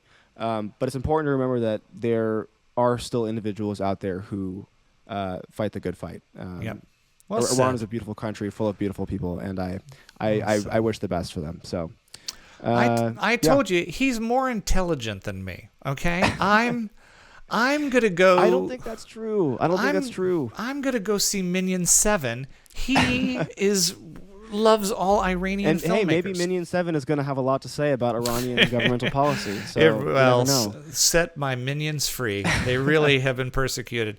It is the PGN podcast, everybody. 2 generations talking movie. We are here. It is time. There's going to be a lot of buzz in the first couple months as we get into award season here at PGN. We'll be talking about that a lot. And our apologies to a couple films. I know I have a few on my list. There could very well be some movies on my top 10 that Jackson haven't seen. So these lists are always open to being amended. I remember just a few years ago, Jackson and I came on in late January and we went, hold the fort. We need to add the worst person in the world to our list. We had both seen that. Jackson, I think, took it at number 1. I took it at number 2. So we are going to, with the addendum that we have not seen Mike Lee's Hard Truths yet. Which very well could make the list. Could make the list. We don't know. We have not seen Luco Guadagnino. I can't remember how to pronounce his last name. We have not seen Queer. Which seems destined to get Daniel Craig a nomination. There's a few foreign films that we haven't seen as well. The Wild Robot is on everybody's top 10 list, and we have not seen that as well. There's also a few that you have seen that I haven't, which I'll talk about. I have not seen Nickel Boys still. I have not seen Amelia Perez. Mm-hmm. I have not seen... there was one more big one that I still hadn't seen. It'll come to me. I don't want to play it up because I don't know. I will be immensely surprised if Nickel Boys doesn't sneak into your list later. I don't know about Amelia Perez. Amelia Perez, I have seen. You know how I felt about it. I was not a massive fan of either Nickel Boys or Amelia Perez. I don't know how you would do with Amelia Perez. But I don't know. My gut tells me Nickel Boys is going to be one of your favorite films of the year. But we will see. I mean, we will see. I also haven't seen Baby Girl. I haven't seen A Complete Unknown. I didn't see Wicked, although something tells me that wouldn't have been the list. So there are still a lot of movies that I haven't seen, and like you said, and this can be amended at any time. But this is what as of January 1st, 2025, this is what we got. All right, here we go. Jackson, do you have any honorable mentions that you want to say, films that you really wrestled with that just missed the cut? Are there any, or do you have a sharp top 10? I won't say these just missed the cut, but they're ones that I think are at least worth saying that I had a fun time watching and I appreciated them. Oh, okay. And I'll start with one that I think you disagree with me on. I really enjoyed Saturday Night. I had a really fun time watching it. I thought it was shot phenomenally. I loved the performances. I could watch Gabriel LaBelle for hours. Just a really great time, and I had a fun time with that one. I also wanted to give a shout out. What was it? To Monkey Man, one of the best directorial debuts of the year. I had such a great time. I think that I want to see Dev Patel do his thing forever, and I hope that its success will lead him to greener pastures. And there was one more. Oh. I will not be having any short films on my list because I think that that's not the same thing, but I did want to give a special shout-out to Corey's, the Conor O'Malley YouTube short, directed by Dan Stride. One of my would have been in my top 10 had I included short films. Just hilarious and biting and provocative and totally my thing, so... Yeah, that's what I got. It's not on my list. I haven't seen it, but another film that I forgot to mention, and I'm pretty positive you have not seen as well, that is on a lot of people's top 10 list is, and I'm kind of anxious to see it, and to have you see it, just from what I've heard, is Hundreds of Beavers. A lot of people, Hundreds of Beavers. Yeah, a lot of people have that on their top 10 list, and even people who have it on their top 10 list always have a disclaimer like, "Listen, I know it's crazy." I know it's not going to be for everybody, but for whatever reason... But you have to watch Hundreds of Beavers, yeah. Right. So we have not seen that as well, so who knows? Maybe we'll call up with that one.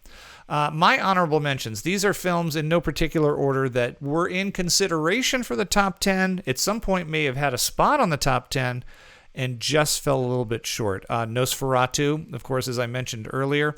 I have Wicked on my on my honorable mentions because I told you, it's not gonna be on my top 10, but I admire it for what it's done. September 5, a movie I wanted to love a lot more than I did about the bombing at the Olympics. Alien Romulus, I think, deserves an honorable mention. Oh yeah, I think it's absolutely. I think it was a really fun, great reboot of the franchise. Also, I really liked A Quiet Place Day One. I thought it was a very good story, not a prequel, but just another story within the world, which I like, where it doesn't have to be some contrived reason to bring back characters. Sure. Jackson talked about it earlier. I liked it enough to give it an honorable mention, even though I think the ending ruins it for me, is Conclave. I did find it engaging, and I did like all the performances around. I do think it's going to get nominated for everything, and will probably only win screenplay for adaptation. And then the last honorable mention was one of the biggest box office flops of the year. I will admit that when I walked out, I wish they had not shown us scenes from the first one in the credits, because it reminded me just how good Fury Road was. But I think Furiosa was a fantastic action movie. It saddens me to think that George Miller is never going back to that world. But I really liked Furiosa. It just missed the top 10 list. So with that said, here we go, ladies and gentlemen. The top 10 best films of the year. Jackson, please. What is number 10 on your list for 2024? Number 10 for me, Dad, this is another directorial debut, I'm realizing now. And I am so excited to see what this guy has to offer in the future, because this is one of the most heartfelt, heartwarming timepieces of early internet culture and what it means to feel out of place as a teenager in high school. The power of trying to go after your preferred art form. Number 10 for me goes to Dee Dee. I had a lot of fun with it. It is on the bottom of my list, but I had such a great time, and it made me think a lot about my high school experience, and it's just really good. It's just really good. Really great messaging, great performances from the entire cast. If you missed out on Dee Dee, then you should definitely go and check that out. It is 100% worth it. there is something to be said about a movie that just reminds you of your childhood, and I want you to keep that in mind as I start to tell you my list in a little bit, because I have a film on there that a lot of people are going to be shocked by, but I'm getting ahead of myself. Oh, no. But I remember seeing Dee Dee, and I really did appreciate Dee Dee quite a bit, but I do remember watching it and going, I bet Jackson is going to relate to this a little bit more, because it is of your generation. But 100%. still, really good filmmaking and an incredible performance by Joan Chen as the mom, who absolutely really should be working more. Great ending shot as well. Number 10 on my list. Now, remember, I always want to preface all this by going, these are my favorite movies of the year. The movies that, for whatever reason, resonated with me or I enjoyed. You can go on here and put posts and go, how could you put that on the list and not put this thing that had this incredible cinematography, blah, blah. I get all that. I'm not saying that these are visionary, the best visions and best executed. They are the movies that I love the most. They're my top 10. Sure.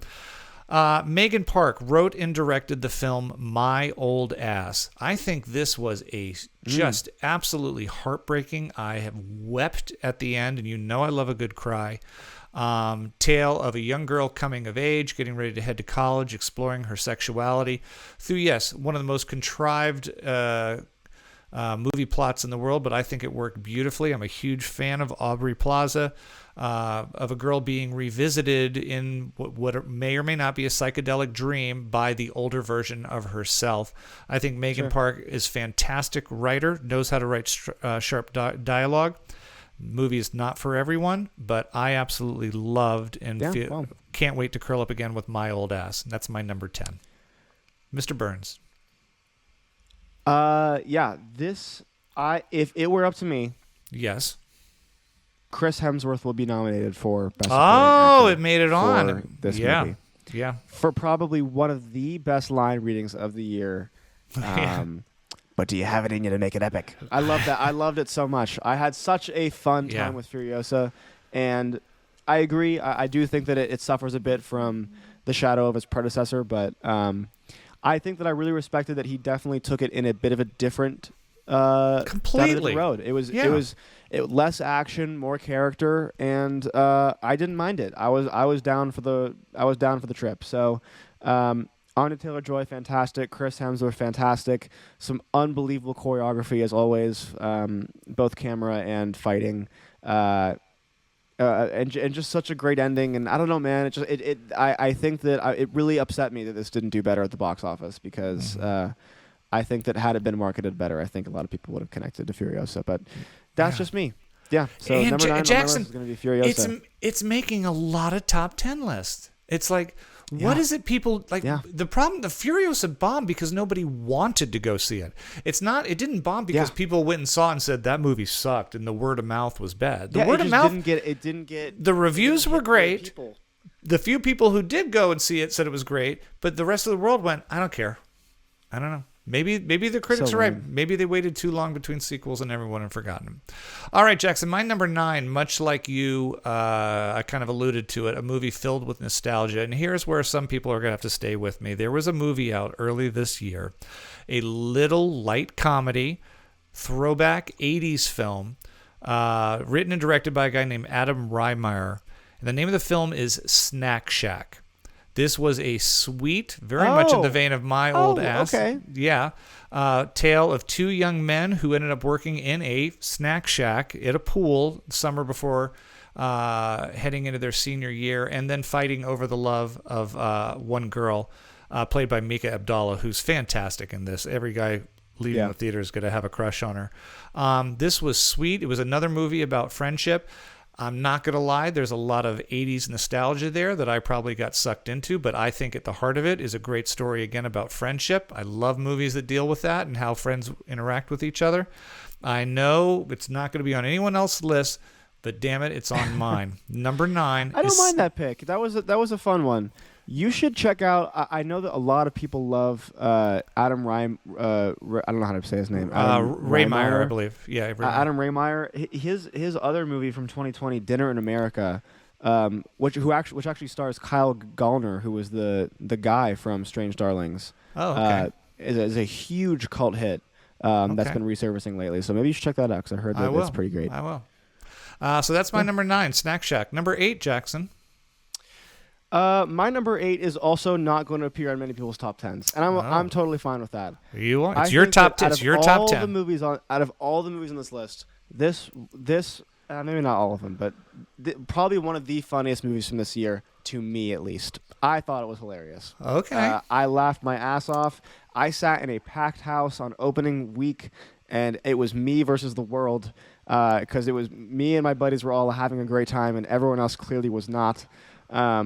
It's strange. It's out there. It's risky. It's 3 different films put into one. Okay. And it is. Listen, is it as good as some of Yorgos' other work? No. But do I respect the hell out of him for coming out of his big Oscar hit with Poor Things and just doing his own thing? Absolutely.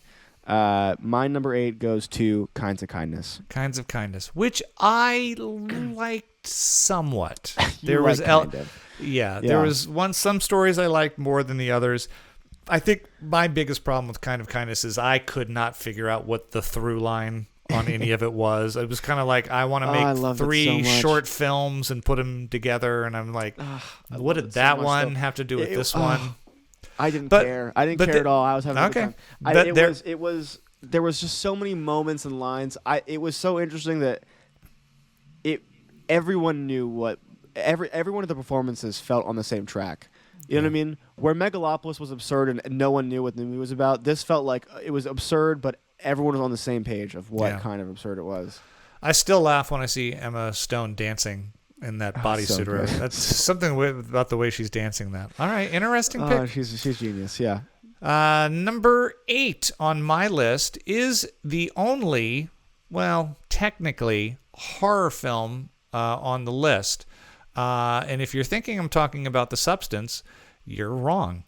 I think Hugh Grant gives one of the best performances of the year in the film that basically stars 3 people, 2 Mormon girls spreading the good word, and a psychopath alone in a house on a rainy day.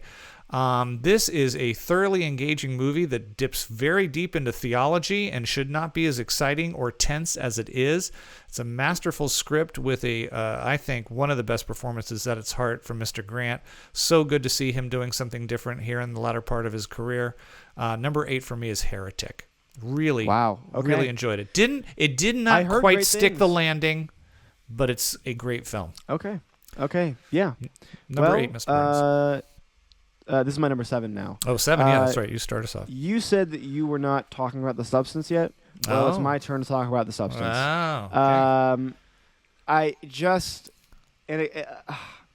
I remember saying this when I first reviewed it, but I was so worried the whole movie that it wasn't gonna it wasn't gonna get where it needed to be. I was worried it was just gonna keep hitting me over the head with the same messaging and same imagery, and you could not, in a million years, guess where this movie is going. Yes. Visually poignant, stylistically beautiful. Demi Moore with one of the best performances of the year. Margaret Qualley is also fantastic, but I think Demi Moore really is the standout from this one. And somehow Dennis Quaid pulls out one of the best performances of the year out of nowhere. Completely batshit insane. I don't think that he knew what the script was about. But yeah, I mean, fantastic ending. Special effects were crazy. It's just a roller coaster ride that I was so happy that I took a chance on. The Substance, one of the best movies of the year for me. Number 7. Yeah, I had to watch that movie like literally half of between the fingers in my hand. Number 7 on my list is a film that Jackson you spoke of earlier, and it did resonate more with me. And I agree with everything that you say. It does in some ways feel like a first-time film from directors. I'll tell you what I really, really appreciate about A Real Pain, though, is I think it had a really short running time, and it didn't need to be any longer. Yeah, like he respected I told this story in an hour and 25 minutes. There's no reason to drag this thing on. I thought they did an immensely powerful and adult and very touching handling of how to shoot inside the concentration camp. Absolutely. The way that was handled, and could have very easily gone a completely different way. And I do think that Kieran Culkin turns in one of the best lead actor performances of the year. Yes. Not a supporting actor, but he is a lock to win an Oscar this year. My number 7 is A Real Pain. I didn't even mention this in my review, but man, that final shot killed me. That was a tough one. It was great. Great ending to the film. Yeah. Really great ending absolutely. to the film. Number 6, all Mr. right, Burns. Number 6. This I had initially had this higher on my list, but I don't think that it stuck with me as much as I thought it would. Still fantastic. Okay. But I don't know if it's the massive thing that I had once thought it was. Okay. And I know this didn't make your list because you're a hater and you don't enjoy mystique and massiveness and whimsy. But I have to. There is so much to love about Dune Part 2. It is so awesome. It's just, and I have no other word for it besides awesome. Yeah. I think Timothée Chalamet. This is the moment where he proved himself, at least to me, as one of the best from my generation. He's had a great year personally. Greg Fraser with some of the most batshit insane shots throughout this movie. Zendaya was fantastic. Florence Pugh was fantastic. Austin Butler proving that he can do more than just an Elvis accent. Javier Bardem somehow bringing moments of levity in this very heavy political sci-fi film.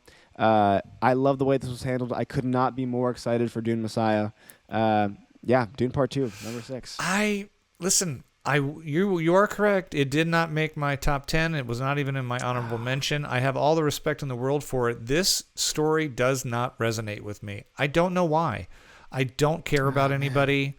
I forget it the second I leave. It doesn't. And again, I know I'm in the minority, and I agree with everyone who said. I agree with everything that you just said. Yeah. It just, for some reason, this is your generation Star Wars, and it's my generation's. What's going on? They all want salt. What is it? What it was your generation's original Dune, apparently. That's true. I guess the book. Well, maybe I've just got that original David Lynch one in the back of my head. All right, my number 6 is a movie that I guarantee will not be on your list. 1, because you haven't seen it. 2, because it's not making a lot of top 10 lists either. I said this when I reviewed it. I understand that the reason that I love this movie so much is because I am such a huge fan of the musician himself. But if I put that aside, it's so easy to go, oh, this is Rocket Man meets Kingdom of the Apes. I think God, what? I think it's more than that. Are you about to do what I think you're going to do? Number 6 on my list is Better Man. I absolutely loved the Robbie Williams biopic. Did you lose your mind? What happened? No, number 6 is Better Man. Absolutely loved every second of it. I still have no idea who the hell this guy is. Well, maybe you should see the film and then you'll know. I think if you see this movie, you will actually have a lot of respect for it. It is visually stunning. Stunning film. Incredible special effects. It was directed by the guy who did The Greatest Showman, and that was the nail in the coffin where I was like, I probably shouldn't touch this. I'm telling you, wow, Better Man. That's so interesting. Do you know who he? Did you know who he was before you watched the movie? Oh, Robbie Williams? Yeah, huge fan. I've been a huge fan of Robbie Williams for like 20 years. He's the biggest star in Europe. He is massive over there. Like sells out Wembley Stadium. He just never hit the States. He had 1 or 2 very mild hits here. Like people know of him. But I'm telling you, Jackson, if you can bring yourself to sit down, you're gonna go. It may not make your top 10, but I'm telling you, you're gonna go. That was a really well done film. He's a monkey. Listen, it's an experiment that should not work, but trust me when I tell you that it does. Number 6 for me is A Better Man. Okay, All that's right. really high. That's really high on a top 10 list. It's on there. Okay, there it is. Yeah. Better. All right. Oh, I'm sorry. Wait, I'm sorry. What did I say? Better Man? I meant Dune Part 2. No, I'm joking. No, I changed it last minute. Well, I'm a little bit shocked. I think hurt. I'm a little bit hurt that you have put this movie above what my next pick is going to be because I think that this movie is just brilliant. We've already talked about it a million times. I can't. There's not much more I can say about it outside of just it's outstanding. It's fantastic. Robert Eggers continues to push his style, and I respect him for making a really earnest attempt at revamping a modern classic. Nosferatu, number 5. Nosferatu. Shocker. Yeah. I loved it. Listen, it's like I said, it's on the honorable mention for me. If the story had taken any kind of strange twist, I probably would have it notched just a little bit higher. I mean, it wouldn't be above Better Man, but it would be up there. Oh my god. Okay, listen, this is gonna get put up publicly. I'm just letting you know. People are gonna see this. Absolutely. Bring it on, people. Bring it on. But you have to see it before you give me shit. Okay. Number 5 on my list is a movie that came out early in the year, and I believe it came out in late March, early April. It was about that point where I went, oh my God, is anything going to come out this year that's even remotely good? I had just sat through a string of bad sci-fi and horror and schlock and robots and then Luca's movie Challengers came along and changed everything. I've already mentioned before that this is one of the best scores of the year. I really hope it wins the Oscar for 100%. it. All 3 of the leads are so strong, and this is do you know what this movie is? This movie is fucking cool. That's what Challengers is. When you watch it, absolutely. The best word to describe it, the music is cool, the people look cool, the shots are cool. They made somehow they made tennis the coolest game in town.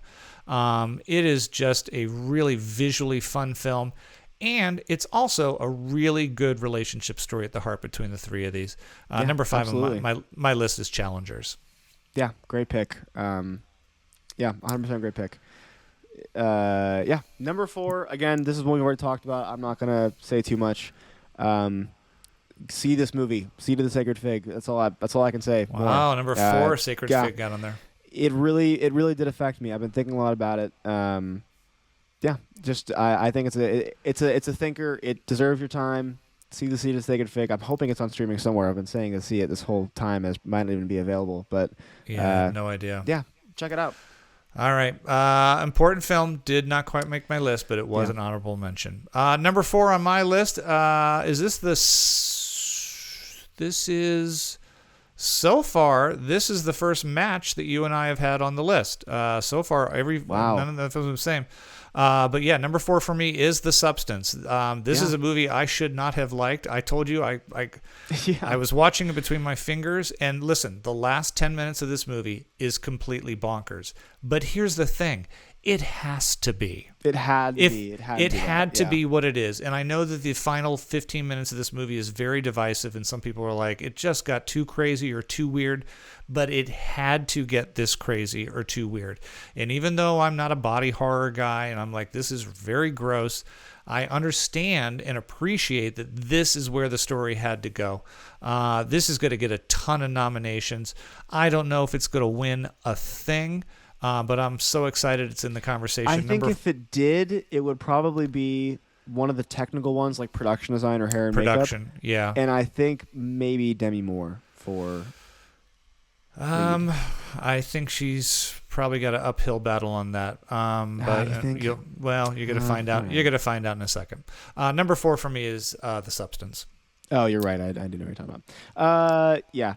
All right, top 3. Here it is. These are the 3 best movies of the year according to us. My list is a little more accurate, so just keep that in mind. All right. One is right, one is wrong. But one is right. I have a feeling that we might have. Well, we can't have the exact same 3 because you've already said one of these, but very, very similar top 3. I think we have 2 matches, and one of mine you've not seen. So there you go. Number 3, I had the distinct pleasure of seeing this movie twice this year. Once in theaters originally, and then again when actor Coleman Domingo came and talked about it at my school.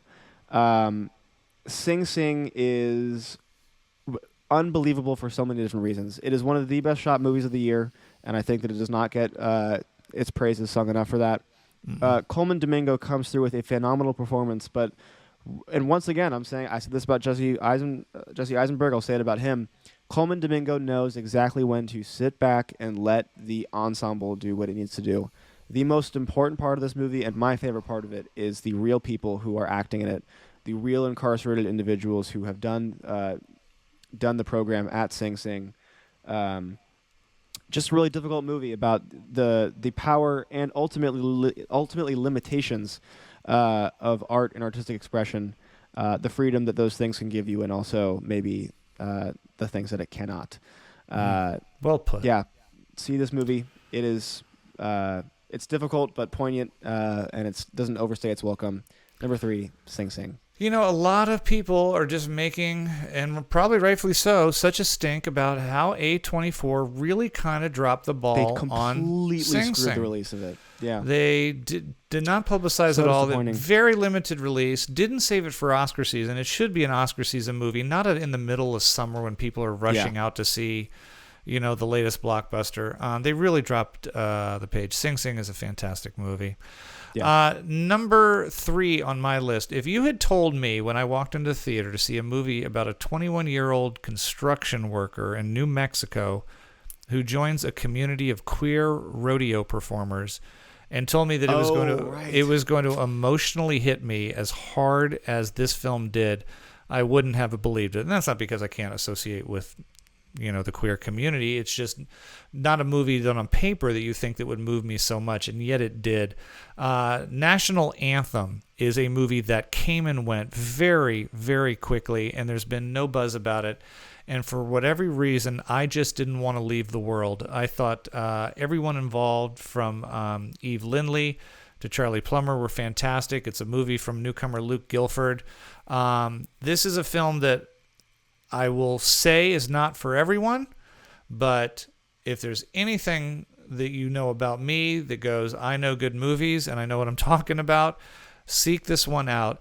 It is called National Anthem. Yeah. It is absolutely. I keep forgetting to see this because you've been raving about it all year. It is so fantastic. It's Jackson. I implore you to please, if nothing else from my list, seek out National Anthem and just kind of sit back and see if it pours over you the same way it did me. Number 3 on my list is National Anthem. Number 2, right. Jackson, what do you got? Number 2 for me, Dad. I am not in any capacity a fan of tennis. But goddamn, it's cool. I mean, it's cool. Everything you said about it, it was so cool. It was so cool. Just erotic and interesting and explorative and oh my god, just so cool. It's just cool.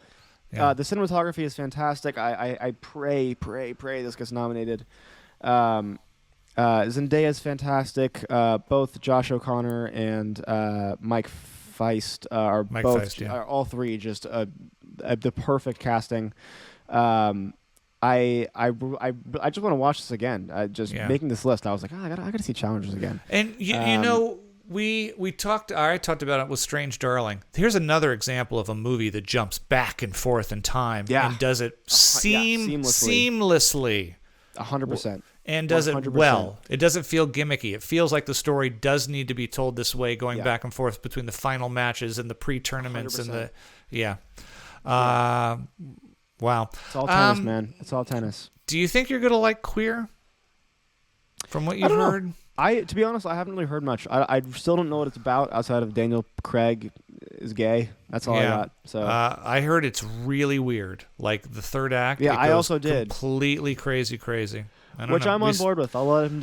I trust Luca enough to let him do his thing. All right, I'll send you the screener. Yeah, the screener. Number 2 on my list. I remember seeing the Florida Project many years ago and going, wow, who the heck is this guy making this type of film? Listen, I know I'm bad. Everybody and their mother has told me, how have you not seen Red Rocket, which was Sean Baker's film. I see that too. Yeah. From a couple. I mean, literally, whenever people go, you haven't seen Red Rocket, they're like, you have to see Red Rocket. Yeah. So that's my bad. I went in, boy, they got me. The studios fooled me. I went into Anora thinking it was this sweet, romantic tale of two people finding each other and fighting the odds to stay together. And that is not what this movie is about. And I love the fact that you think it's one thing and it goes a different way. I love that it plays with different genres. There is no doubt, I would bet the farm that Mickey is going to win Best Actress of the Year, and she deserves it. She's in every frame of this film. The name of the movie is her. And without a doubt, the single most powerful, emotional, and best ending to a film, I would say, within the last 5 to 7 years. It is not my number one because of one other, but number two for me is no idea what you're going to say Anora. for your number one. I thought that was a lock. Did I say Snack Shack already? Right. Yeah. Number one is going to go to A Better Man again. It's just How do you do that? My number one is Anora. I don't know. I don't have any cool lead up. You said it all best. Yeah. I seriously cannot understand how good the ending of this movie is. I loved it. I loved it. So smart. Justifies the entire runtime in one swift shot. It's hilarious at times. It's depressing. It's so much, and it all just ties back to how absolutely incredible Mikey Madison is in this. Just so good. Sean Baker he just knows what's up. He has the sauce. Confirmed. All right. Next time you're home and we have a night off, we're gonna watch Red Rocket. Yeah, right? Red Rocket. We should do that. That is. We'll we probably should. Yeah. All right. Number What one the hell film is for your Jackson number and one? I have literally no idea. Number one film I saw this year. I was so mad at the end of this film, again, as we alluded to earlier, that the studios buried this movie. This movie hit me so emotionally hard. Yeah. I loved every second of it. I've never cheered for people more in my entire life. I've never been more heartbroken for the ones that things did not go right. Coleman Domingo is fantastic in this. I did not see Rustin last year. I don't know how good of a performance that was, but I don't know if he has a chance of beating Adrian Brody this year in The Brutalist, but he is my pick for best lead actor, if you're not counting Kieran Culkin, for the year.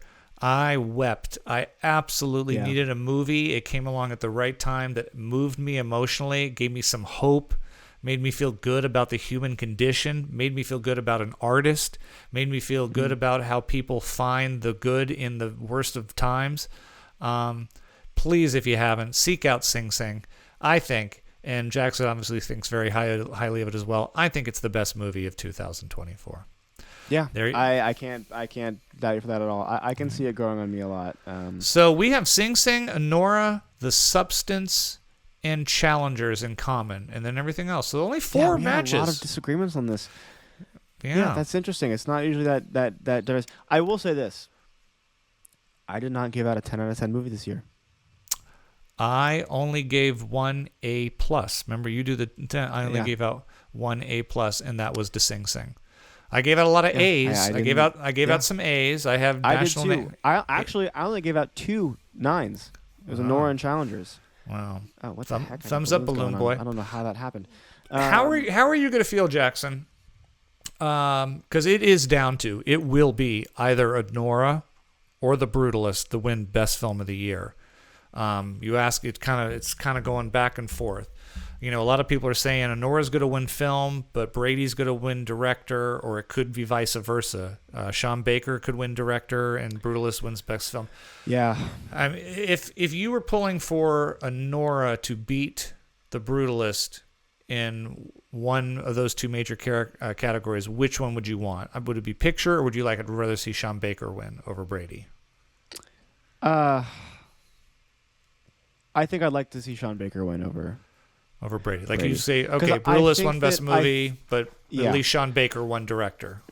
I did not enjoy The Brutalist that much, but I will say that it wouldn't make me that upset if it did win Best Picture, because I think that at a minimum it has a lot of the things that I think a lot of new movies have been missing, and that makes me excited to see that getting celebrated. Right. But on a purely directional level, Sean Baker is just operating on a higher level. He's so. I mean, I just think it's a way better directed movie. It's got no fat on it. It's got a brilliant ending that I think The Brutalist completely lacked. So yeah, that would be my choice. I agree with you. All right. So that's it. That's technically kind of a wrap on 2024. Yeah. Remember, if we see Hard Truths or Queer or The Wild Robot and we want to amend our list or at least come back and go, we're going to make it a tied with 10th, we reserve the right to do that as free Americans living in a country. And if you don't respect the fact that we can do that, then curl up with Seed of the Sacred Fig and you'll feel a hell of a lot better about where you live and stop bitching about the price of eggs. So here comes 2025. We'll just take a couple of minutes to do this and wrap this up. There are movies coming out, Jackson. Remember how this works. Here we go. Yes. Okay? I'm there opening night. I'm avoiding it like the plague. Jury's still out. Are you ready? Okay. The Wolf Man. How excited are you? Jury's still out. Jury's still out. I would say the same for me. Captain America: Brave New World. Are you ready for the Red Hulk? What are you doing? Could not pay me to see it. Next. I'm there opening night. All right, here we go. I'm a sucker. You know I'm a sucker. It's Red Hulk. Harrison Ford? It's Red Hulk and Harrison Ford. Come on. Forget. I don't want that. I don't know. All right. Mission Impossible: Final Reckoning.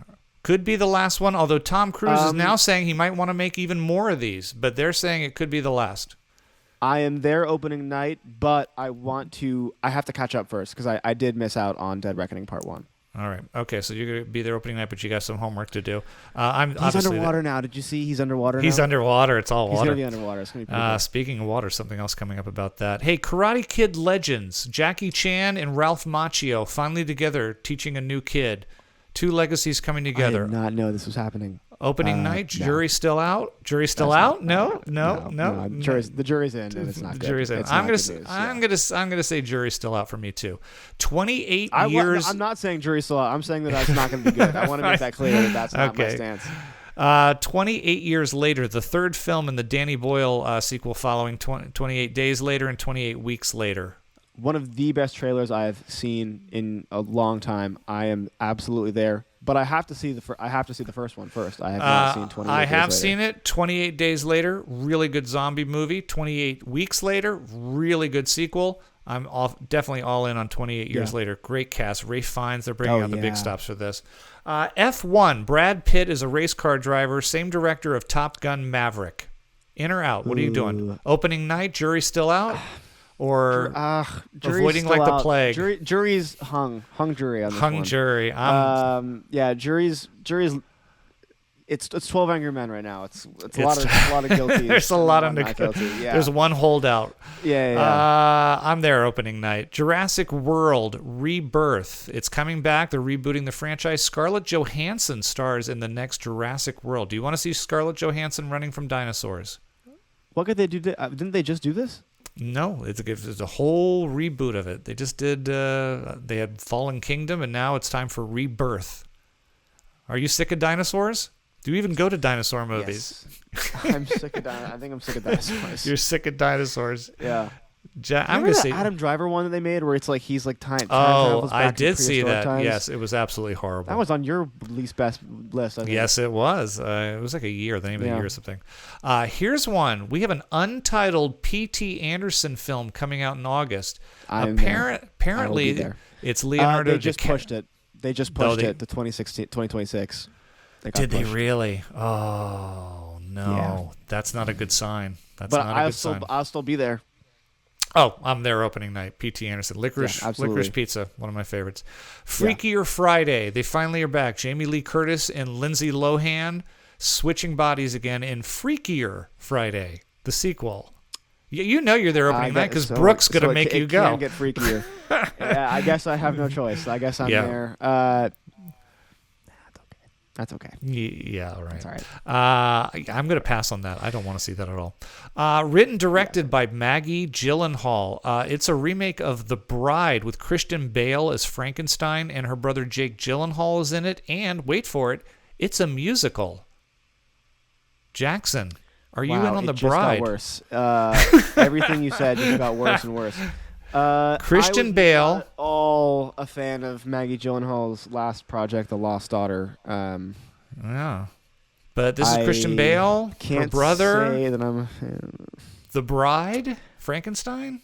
Why is it No? a musical? Why is it a Jury's, musical? I don't know. Jury's still out for me. Jackson, Saw 11. Saw 11. Are you going to the 11th installment I of Saw? have never seen a Saw movie in my life, actually. Not one. Honestly, so I have no idea. Yeah. Probably pass. That's a pass for me. I bet That's, they got a bunch of weird traps in this one, though. Yeah, I bet that's what's going to happen. Yeah. Hey, a little horror movie did pretty well a couple years ago with Ethan Hawke, and he's back in The Black Phone 2. I'll see. Would you see I'll that? See. I'm there. I'm there. I enjoyed the first one. I'm not sure how they do a sequel to it, but they're going to find a way. But I'll maybe it's a prequel. Who knows? All right, Jackson. The sequel to Wicked is now called Wicked for Good. Wicked for Good. Are you going? Are you ever going to see the first? Are you going to? It's not going to happen. It's not. On general principle, sometimes you got to put your foot down. All right. Here's one I'm very curious about. This year we will get the third installment of The Blue People. Avatar's Fire and Ash. Are you going to see the fire? They did water before. Now it's fire and ash. What's yours? Begrudgingly go, or jury's still out, or if you had enough of the Nobby? The jury's still out. Listen. Here's the thing. I've been very vocal that I did not enjoy the last one. It is James Cameron though, so yeah. There will at least be some cool stuff visually. All right. Mickey 17 has been pushed. It was supposed to come out this month. I could not be more sad in the seat for that movie. They're could bumping not be it. More excited. They're bumping it to March because apparently it needs a little reworking. I'm just saying. No, they moved it back up. It's back in business. They pushed it back and they pulled it forward again. Oh, really? All right. Well, you know more than I do. Back. All right. How about, what do you think about the sound of this? Highest to Lowest. It's a remake of Kurosawa's movie High and Low. No. Directed by Spike Lee. No. And starring Denzel Washington. No. No, you're not going to. Starring Denzel Washington and a bunch of random hip hop artists like A$AP Rocky and Ice Spice. You're not going. I cannot think of a movie that needs a reboot any less than High and Low. It is seriously one of the best movies. It is Kurosawa's probably best film ever. And you're not curious at all. The last time Spike Lee did this, it was the Old Boy remake. Does no one remember Josh Brolin as Old Boy? I know. I'm just saying. I just don't understand. All right. Okay. How about this one? An untitled Matt Stone and Trey Parker musical with Kendrick Lamar. Yes. What? Is that true? Oh, yes, it is. Yep. In August. There. No title yet. I love all three of those people. Wow. But it's a musical. And you haven't seen Book of Mormon, Listen, have you? I'm open to having my mind changed. I don't hate all musicals. it's harder for me to enjoy a musical. Right. Yeah. All right. James Gunn's Superman. Jury's out. Jury's out. Jury's out on that. Yeah. You don't have faith in him after Guardians? I didn't like Guardians 3 that much. But you like 1 and 2. I think that I like that he's going for the classic Superman, friendly neighborhood guy vibe. Mm-hmm. But it looks like the Flash movie, kind of. Like it has. It does a little shot bit. It's shot by the same guy. Oh, is it really? Oh. So there's All that. right. Okay. So I don't know. We'll see. All right. Just 3 more for you here. Seth MacFarlane is producing the reboot of the Naked Gun franchise with Liam Neeson. Wow. That's a great casting choice. That sounds really fun, actually. Although I have never seen the original Naked Gun. They're fine. It's slapsticky. Yeah. It's that silly airplane type humor. But I think Liam Neeson is a great choice for that. Yeah, 100%. We're going to get the third Tron movie this year, Tron Ares, with Jeff Bridges and Jared Leto. Are you excited about that? Here's the thing. Legacy kind of tanked. I did see Tron Legacy, and I saw it in theaters with my buddy Cole because he loves that movie, and it was kind of awesome. Yeah. So I'm in. It got me. All right. Now, I know your first reaction to this is going to be 100%, but if I told you that the new Yorgos Lanthimos movie, Begonia, starring Emma Stone and Jesse Plemons, is science fiction. Oh, I'm so in. Are you in? You're so in. Well, science fiction can mean a lot of things, because technically The Lobster was science fiction. So I'm in. I'm 100% You're in. All right. Well, you got a new Yorgos movie coming out. And then, of course, there's going to be... never stops working. Yeah. And, of course, probably most of the movies that are going to have Oscar buzz have not even been acquired by the studios yet. Sundance is this week, I believe, or next, and there's going to be acquisitions there, and they'll start being buzz on films. And then TIFF is not too far around the corner, so... Probably some of the biggest movies of the year we don't even know about yet, but that's some of them. Hey, please follow my son, Jackson Burns, at Jackson N. Burns on Instagram and on TikTok and all those other social media sites. And myself, Regan.Burns on Instagram. And make sure to like and subscribe to the PGM podcast wherever you're listening or watching, whether it be YouTube or one of your local podcast affiliate stations. And, of course, follow us on Letterboxd as well. I know it was a long one. I get it. If you're still here, thank you. If you left when Jackson was talking about Nosferatu, we get that too. It Totally understandable. I was probably rambling. Yeah. I'm not even going to tell you when we're going to be back. I will tell you this. The Golden Globes are coming up this weekend. We may want to jump onto a podcast just some on our reactions on how Nikki Glaser was or what won or didn't lost. The Oscar nominations are getting ready to come out. Oh, I didn't know Nikki Glaser was hosting that. That'll be good. I love Nikki That's Glaser. an interesting choice, I think. And then, of course, like I said, we're going to, I'm sure, be catching up on some of those last few entries of 2024. I hope you enjoyed this incredibly long episode. I know we enjoyed doing it. We thank you all for watching. And we will see you in 2025 with all of our continued fun. Whole new crop of movies, yeah. Whole new crop. I'm so excited. I cannot wait for Freakier Friday. Top of my list. I know. Oh my God. I hear it's even freakier. As a people now? As a people. All right. Till then, we'll see you guys. Love you, buddy. Love you too. Peace.